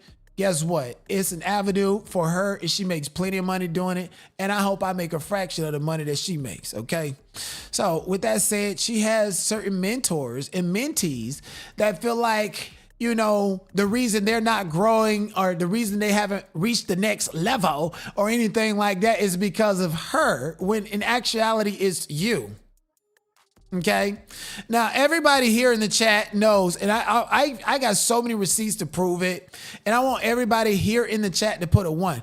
Haven't you guys heard me saying that I'm finna get a streaming backpack and go IRL? Haven't you guys heard me saying that for at least the past 5 or 6 months? Put a 1 in the chat. I also got receipts to prove it. And I have to really be careful about the way I present things because I do have stalkers that like to use reverse psychology and act like I give a fuck about them. And then I also have people that claim that I went to the Diddy trial to stalk people or for any reason other than to actually get content. So I have to keep a paper trail, okay? So shout out to everybody here. They know that the IRL backpack is what I'm gonna be doing next. I'm not afraid of competition and I'm not afraid of anything. There's nothing new under the sun. Anybody can do IRL streaming. Anybody can do court cases. Anybody can talk about Nicki, talk about Cardi, talk about true crime. Anybody can do that.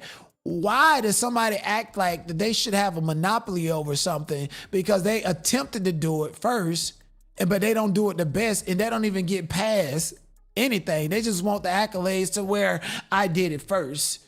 It doesn't mean that you're gonna be the best at all. I want to make that very clear, okay? And I also want to make something very clear to this, you know, the people that emulate and want to be Tasha K. IRL streaming is very, very different than commentary. I'm giving commentary. Everything that I'm saying is talking about trending topics, and I'm doing my best to insert my personality as much as possible. And I got a personality. This is why I rose very fast. This is why I'm indestructible. This is why I'm Denat, because my personality pushes through all of the content constantly. I don't have to stand up and dance around. I do that because I feel like doing it. And when I don't feel like doing it, I'm not gonna do it. That's why I haven't even done it for the past 2 weeks. So I don't understand why people want a monopoly over an idea. Ideas are free for everybody to use. It's about who executes it. And not only about who executes it, but who executes it the best. See, unlike the rest of these YouTubers or whatever, I come from Hollywood. So I came onto a platform with a greater knowledge, greater than social media. I understand social media technology. And I refuse to participate in the destruction of my people. I understand showbiz. I understand different camera angles and different things. I understand all of that. Just as well as I understand the difference between giving commentary online and actually doing IRL live streaming. You actually have to have a personality. You actually have to be likable. You actually have to have friends and people in places that you can go around. You actually have to be diverse. Nobody wants to see an IRL streamer that's just gay and black, and that's the only thing that they see. Like, no. I mean, they got BlueFace and Chrisean. They kind of cornered that audience. And nobody's gonna flip over for you, you know. They don't want to see that. They don't want to see the ooh child. They don't want to see that. They want to see things that are unique. Like you got IShowSpeed doing unique things every single time, and it keeps people on their seats. And he's young doing these new novel things. They don't want to see nobody pushing 45 come up and say that they're trying to get into IRL and ain't never do it. Bitch, you're a laughing stock, nigga. How old are you? 45. Damn! Cenat is a fool, bro.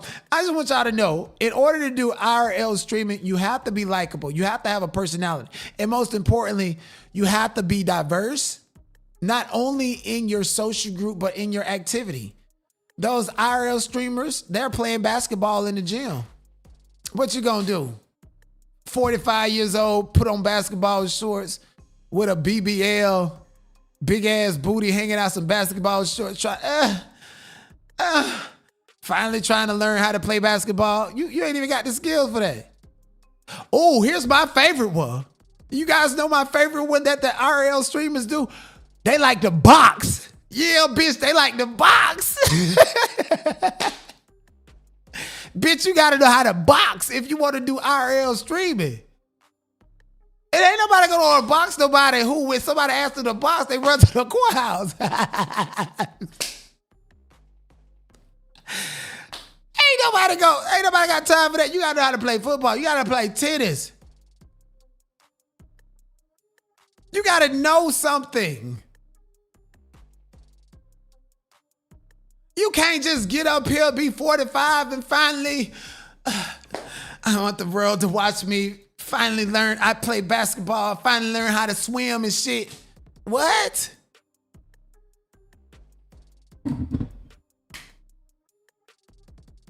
I mean, you, and this is why with Cenat said, how old are you? 45. Damn. So is he age shaming? No. The man wants to see personality. You don't have it. You are evil from the core, and everybody see it. And see, when I see that people are evil and nasty at this core, bitch, you ain't even finna get the chance to burn me. I'm gone. Yeah, you're a millionaire. Okay. I'll have you to talk to my representative, because I can't talk to you. Because, see, I've been to put hands on you. But, see, because I'm an IRL streamer, I got to be careful who I ask to box, because they're going to go back to the courthouse.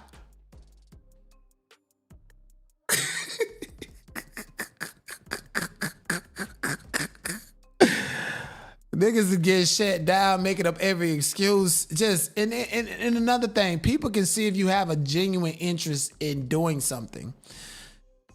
If you look at opportunity and things in a way to where it's just a stepping stone for you, people are gonna see that.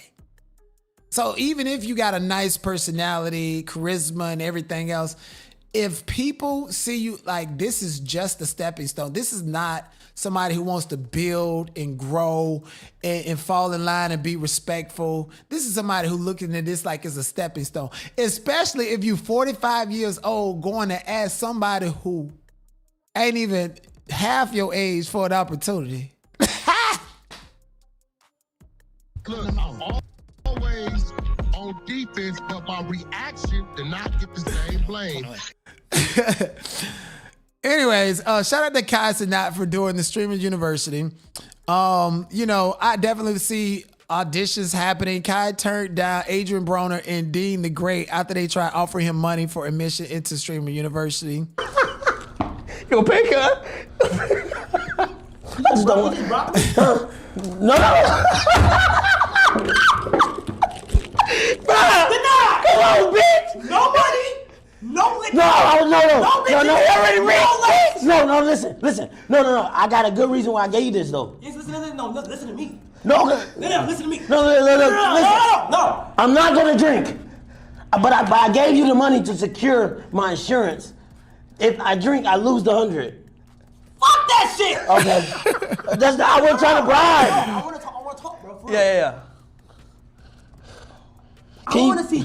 No, for real. Fuck the money. Fuck everything. Fuck the cameras. Okay, all right. Fuck everything. No, fuck. Stop pulling shit from your pocket. He gonna put it back. Listen. I had money a long time. I ain't gonna lie. Nigga, are you flexing on me? No. Listen, on some real shit though. All right. Yeah. I promise. I won't. Hide the liquor from this nigga, bro. I be doing it. Okay. No liquor, no lust, okay. No nothing. All right, bro. Take these right here. Flip them shits around. Flip them around though. No. Take these denies right here. Look at them. And I'm gonna be hawking to see if there's change. Okay. All right. So we not denied. So we denied or we not denied? We not denied. Online application. I want to see change. Okay. So we reapply and with change. With change. Okay. Well, so hold on. How you gonna see change on the paper? How we gonna just no change within with yourselves? We cannot have a whole bunch of commotion. Well, by time when does this start? We gonna see. Well, you have enough time to change. That add up, and that is a mission for the both of y'all. What I'm saying is this: when it start? Nobody knows yet. Right. I know you have enough time. I have enough time to change. So right now we in detention until we show that we get better. But how is he gonna see? I see everything. Clips.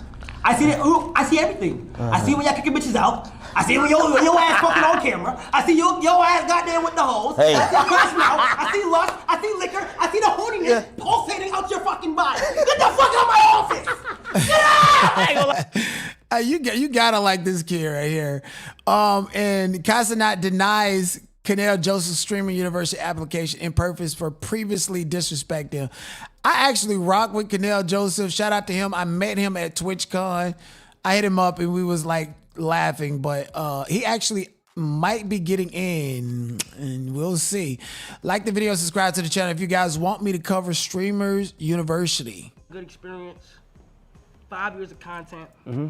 I can't spell a little bit. It look like cursive, but it's good. You know what? Get your black ass out of my face. Don't ever come in my fucking shit and fucking disrespect me like that. Submit the application online. Does that say does that say denied? That says denied. That's not the end of the world though. Make sure that application is good. Don't come in this motherfucker disrespecting me. Hey, do not. Hey, Cuddy, come get this nigga. No. He look like Cuddy. No. Leave the thing out. Yo, Cuddy. Oh shit. You know what? Wait, my mom. No. Oh shit. Yep. Yep. Oh, yep. Good. Yep. Damn. Fuck. Yep. It's all about personality, and that's what he's showing. He's going along with it. It's great content. This is what you call personality. What if that big old security dude would have picked up a 45-year-old man that went on there to shit on those little ass children? Huh? Listen, after all that, bro, if you don't what make you different? Why should I choose you, nigga? Why? Can I say why? I'm just call mommy. Oh, that's what I'm about to say. I'm calling mommy. What? It's a green light anyway. Call mommy right now. If you call mommy right now, no. Stay right there. Stay right there. Stay right there. He can't do nothing. Mom. That's the last. That's not even. Mom. Yeah. Mommy, can you speak to Kai, please? Yes. He tried me. I just want to say that I know you are the dean, and you are, one of the biggest streamers in the world. But at the end of the day, I am your boss, and after God. And my. That's actually cute. We go. I OG. This is that's actually cute. I definitely think that's actually cute. Okay. Yeah, shout out to Streamers University and all those people that's passing through. I definitely think I'm going to be covering it. And I can cover it as an outsider. Just imagine me covering it as a streamer too. I got my own streaming backpack. They going around, they got events. I'm doing whatever I need to do. Maybe I'll bump into them. Maybe I also do commentary on it. Yes, indeed. And to the old niggas that's showing up to try to shit on these dudes when they old as MC Hammer, nigga, go over to Rap University or some shit with Soulja Boy. They like them elementary bars and shit over there, digging and dookie and all, you know. Going over there. Oh, my bad. You can't even go to Rap University because William the Baddest and fucked it up for all you gay ass niggas that want to dig in Soulja Boy. Act like if you take a picture with him, suddenly y'all dating. And these little rappers and streamers, they getting zestier and zestier. Now, Black Boy Mac, when we seen him dropping it low, bending it, scrubbing the ground and shit like that, I was like, yo, something's really up with this dude. Then he was rolling his neck and his thighs and his heels, talking about coconut water, talking about he tastes like coconut water dripping, and now he got motherfucking lace fronts on, and it come to find out all these niggas just like Lil Nas X.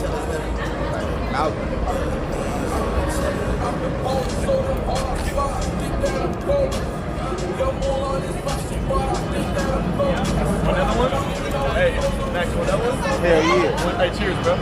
Cheers, bro. Look how crazy this shit is. You got a black woman cutting and doing your hair. Like, now you need a hair and makeup budget.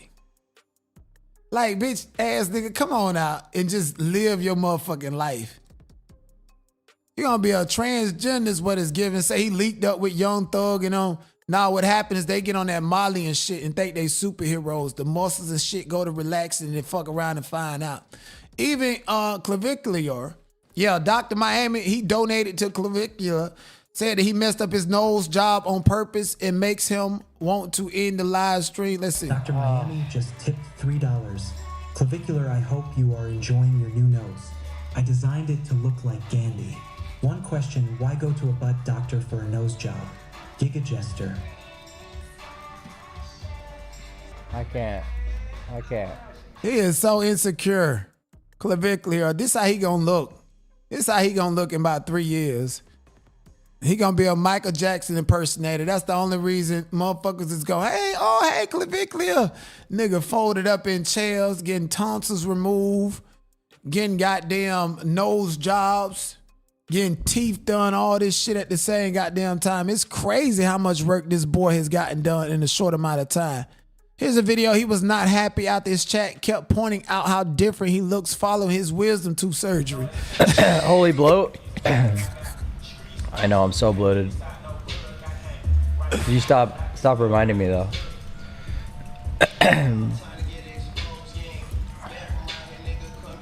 Stop reminding me. It's gonna go down slowly. And he's insecure. Stop reminding me. It's gonna go down slowly. He's so obsessed with the way he look. Ain't even let his nose settle in and went right back to the doctor to get it chopped on some more. Face all swollen from wisdom teeth removal. And now he thinking about going to get the surgery to cut the fat out his jaw. This motherfucker gonna be just like Michael Jackson. Matter of fact, I don't even think that. So he already white. You know, Michael Jackson was a nigga that turned to a white boy that kind of looked like clavicular a little bit. You know, understand what I'm saying? That's like nigga taking a perm and straightening their hair, but the white folks is curl they shit. So now that he's trying to do the Michael Jackson, this nigga gonna end up looking like the first cat man out that bitch. He gonna end up looking like Cardi B and all them bitches with that, you know, that smile 3 face on their goddamn body. Get up out of here. Here's another thing where he's online and they dragging him, sir. Listen, wasn't nothing wrong with your nose before you got it done. Ain't nothing wrong with you. The only thing is you care about what these people say. And the fact that you care about what they say, I'm finna get me a burner and go over there to make sure you go get some more motherfucking surgery. And it ain't like you mind because you like staying high for them pain pills. Clavicular started stressing out to realize that his career might be over after his 3 recent surgeries got messed up. My nose looks good. My jaw is so bad right now. Fuck. Your face is super fat? Yeah, it's called swelling from wisdom teeth removal. That's why I didn't want to fucking stream. No self. Then why are you on stream? Don't Peter Thiel take care of you? Spraying it open over there, buddy? Why are you on stream? Because you're addicted to attention. So pussy, they ran you up out your own club and told you to get up out there. That was gonna pull that Uzi on you. Anyways, like the video, subscribe to the channel. Let's take a quick break. Play that shit on TNT.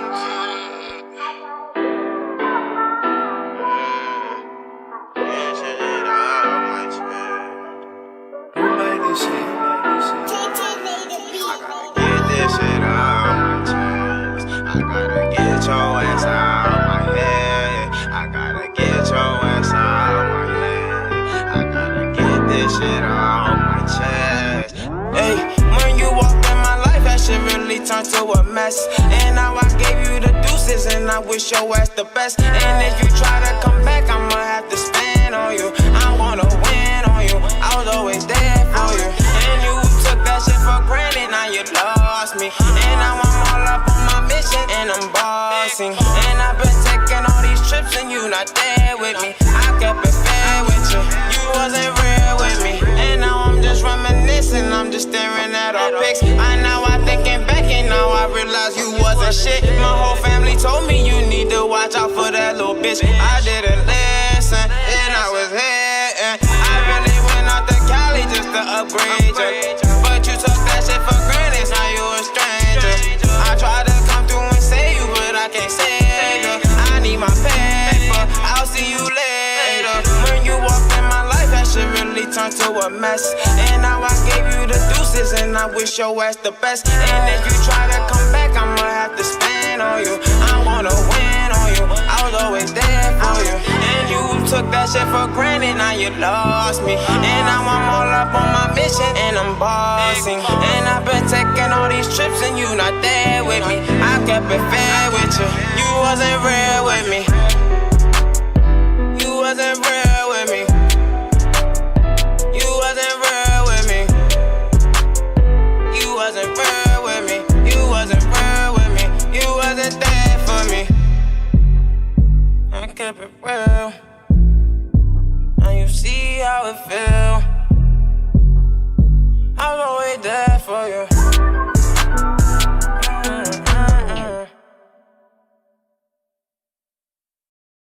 Rest in peace to Karan Kane, aka Ronnie Doe, who was slain on February the 3rd, 2025, outside of his grandmother's house. Prior to him being slain, he was in pursuit of a DNA test for Chrisean Jr., Chrisean Rock's baby, who BlueFace has adamantly denied, and continues to refer to Chrisean Jr. as Sonny Doe, aka Ronnie Doe. So BlueFace continued to deny Chrisean Jr., even though Chrisean Rock went live and said that his life is going to be cut short for playing with her son. 9 to U tip $10. Are you claiming Junior again? What the fuck are y'all on, chat? Fuck are y'all on, chat?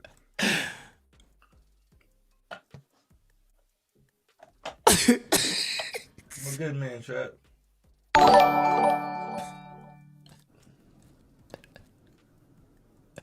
Chat, nothing has changed. Alright? That's all I'm gonna say. Nothing has changed. So he continued to deny the paternity of Chrisean Jr., and she personally don't care. I mean, this is the same woman who crossed state lines from Baltimore all the way to Northern California on Mother's Day without bringing Junior, because her relationship with BlueFace, it was never about the child. Okay, it was never about the child.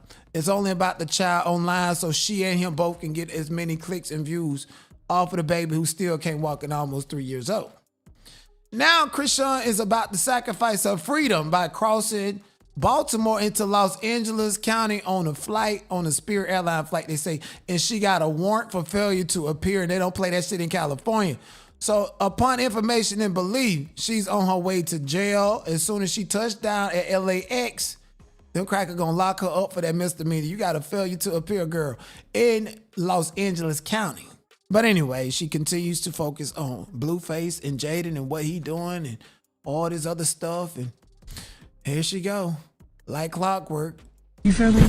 So it's like, I don't want to be in no mess with you if it's not concerning your son, baby Jesus. If it's not concerning the baby, then I don't want to talk about it. You know what I'm saying? That's it. You got a lot going on. He got 3 girls pregnant right now. Like, I'll call back tomorrow, today.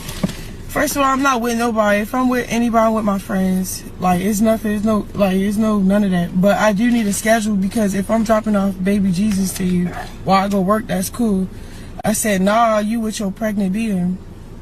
Like, I don't like the drama. I don't like being on the scenes with any of that stuff, for real. I really don't. Like, for real, I don't like.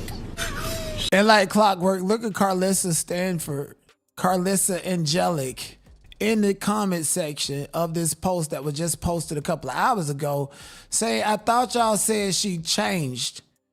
Carlissa, you told us for the 10th time about 2 weeks ago that you was not going to speak on her, get involved, nothing.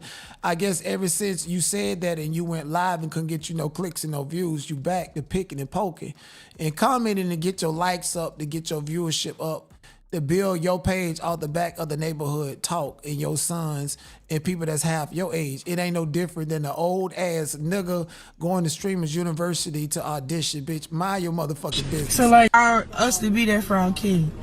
If you want to keep playing with the kid, cause you set a narrative, cause your heart isn't you. Your heart is. I'm sick of her. Like I'm just sick of Chrisean at this point in time. Okay, you played with God, Jesus. You done boxed. They done rigged the fight. You still didn't do half a good job or anything like that, and I'd have left you alone and got off your neck. Focusing on Chrisean and talking about her is a full-time job. That's why there's Chrisean Rock Sector. They point out her lies, her hypocrisy. And at this point in time, it ain't nothing novel happening. I'm gonna need her to act like she gonna jump off a bridge or something to get my attention again.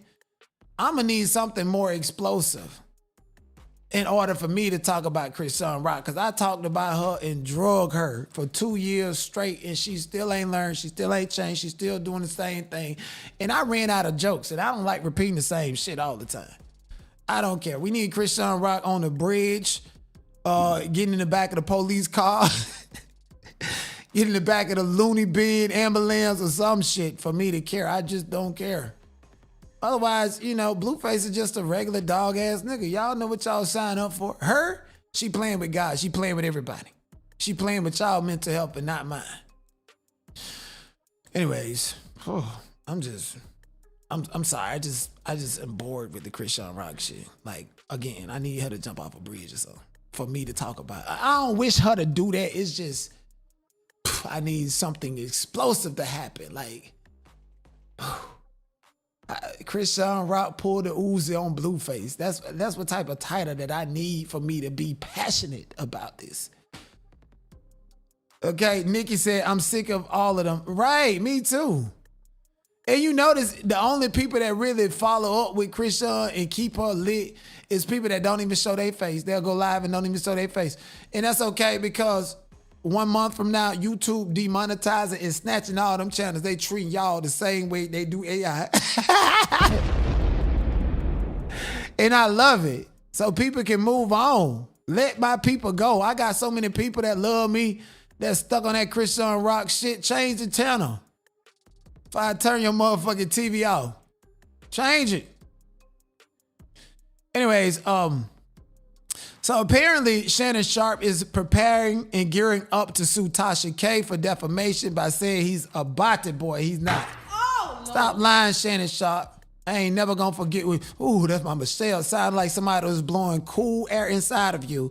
And then you decided to get with an ugly OnlyFans girl and pay her millions of dollars like you actually smashed that.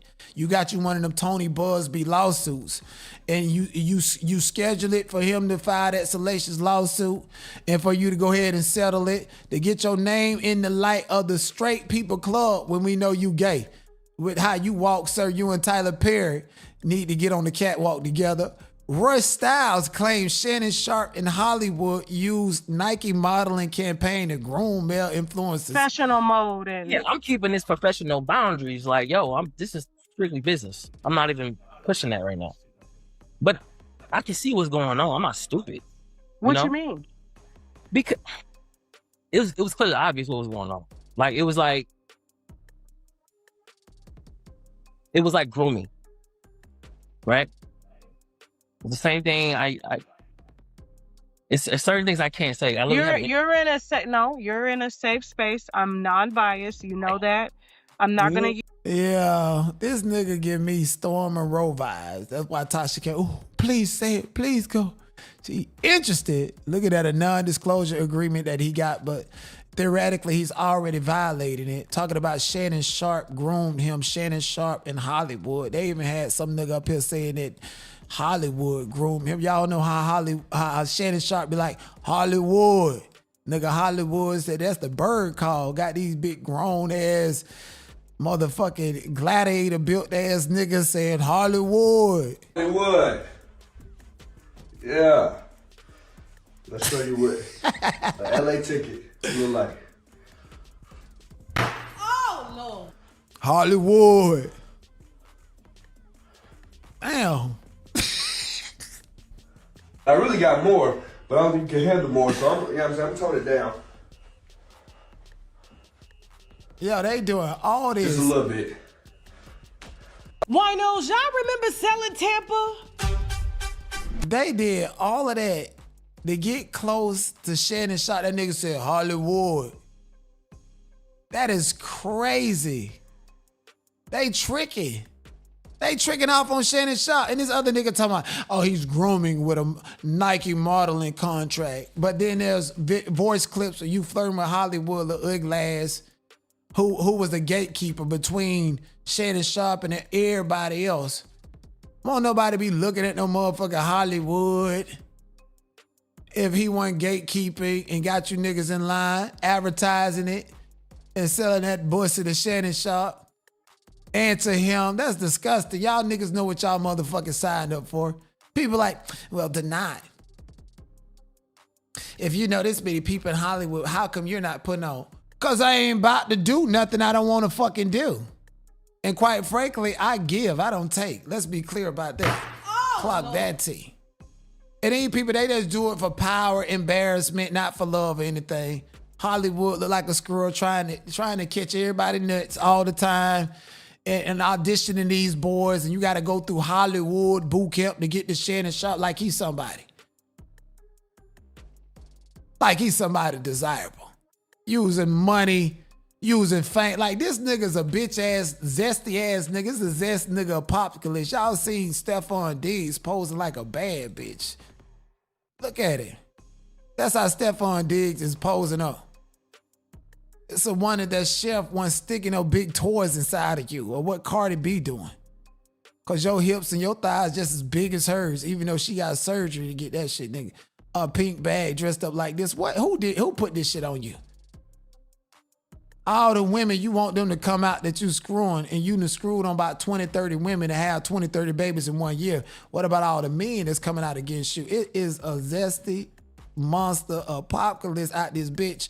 You guys remember this light-skinned Chris Brown looking ass nigga that said Stefon tried to yoke him up because he wanted some of that bullshit? Unalived because of him making a sexual pass at me. It wasn't the sexual pass that frustrated me the most. What made me most frustrated was the fact that he tried to unalive me after it, when in reality, even though I was drugged, even though I was violated, I never thought that the next step would be my life being threatened because you got turned down. That's but crazy. It's that power complex of wanting what you want when you want it, feeling like if I ate Hershey's, I'll tell you that. What do you think it was? I mean, from the side effects of what I felt, I would say maybe in the realm of like ecstasy infused. So you were aroused? I was definitely sexually stimulated in ways that I had never been sexually stimulated before. My skin was sensitive to the touch. I don't know if he's shipping them in, shipping them out. I don't know. I can't speak. I don't know. So he pulls his thing out and just starts doing That's his crazy. thing. And he said, man, come to my room. And he put his like that, like put his tongue in my ear, like doing some weird shit. Walk into the house, spiral staircase leads directly to his bedroom. He goes up the staircase, I make a right. It's a very long hallway. I speed walk down this hallway, damn near run down this hallway, but not like I'm running for my life. I'm trying to keep things low. I go to the bathroom, I'm trying to process my way out. How the fuck do I get out of here? Clearly this is an overstepping boundary. I've never seen him in this light before, but I'm looking at myself in the mirror and I'm like, man, you just gonna have to go out here and fight your way out if you have to. Damn, that's crazy. That nigga said he was held hostage because Stefon Diggs wanted to dig off in his motherfucking dookie shoe. And here's another man that came out talking about Stefon. But I ended up dating somebody who now is pretty much a household name. At the time, he really wasn't. And we had a great relationship. He was phenomenal for me. I had lost my birth mom. I wanted to get out of content. I was getting into the fashion world.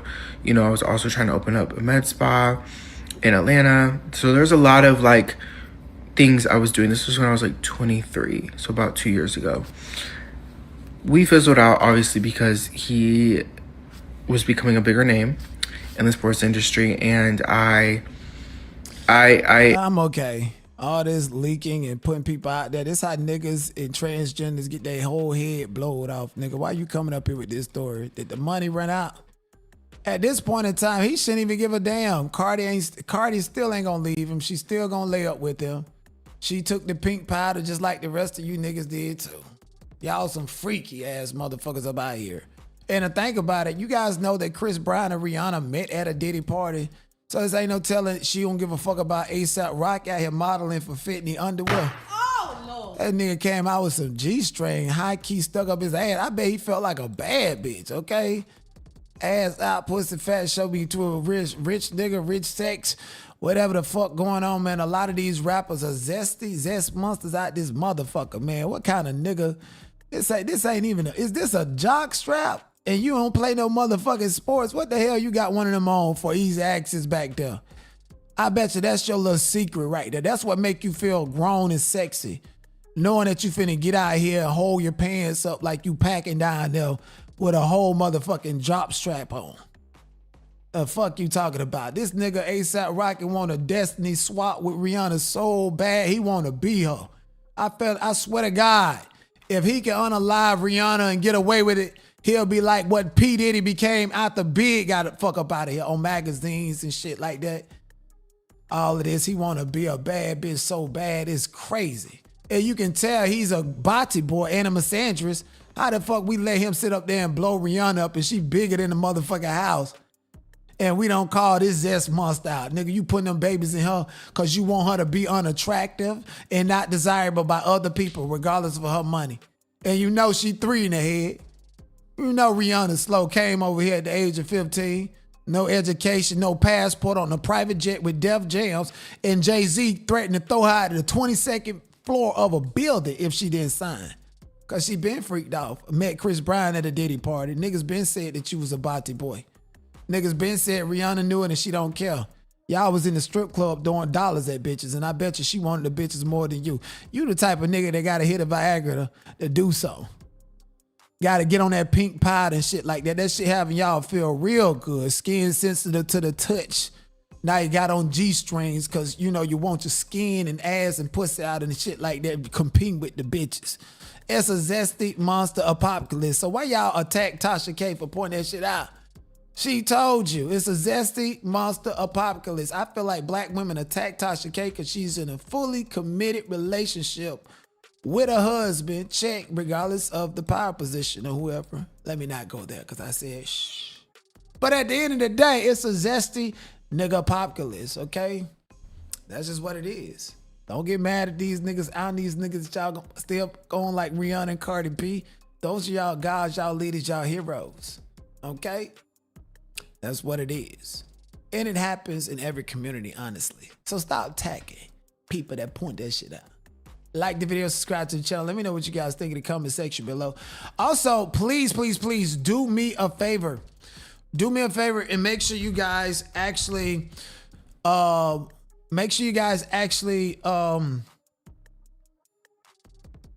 Ooh. I probably want to. Anyways, I'm doing Messy Monday tomorrow. If you guys have any context clues about what's going on in the mess and want me to know about it and cover it, Monday is the only day that I do that. And so Monday is the only day that I do that. And because of that, this is the opportunity for you guys to send me anything that you want me to cover. Okay, I'm going to drop the link for Messy Monday in the chat right there. I want you guys to like this video first and foremost. Subscribe to the channel if you're new here. Also, just bear with me, you guys. There's some things happening and people's views and shit are low, but that never changes me because I'm all about quality over quantity. And if you guys have enjoyed this live stream, do me a favor and hit up your boy Cash App, $Cenat007. Yes, indeed. I'm saving up to get the IRL streaming backpack to go IRL, to do shit and to show my personality. Unlike a lot of these commentator channels who just are not going to make it off of YouTube. You're not going to make it on IRL and you're not going to make it in Hollywood. We don't give a fuck about no gay LGBTQ plus articles. Like the video, subscribe to the channel, and I'll see you guys tomorrow for Messy Monday. Tomorrow, I love you. Tomorrow. The revolution will not be televised. The revolution will not be televised. What is in your life's blueprint?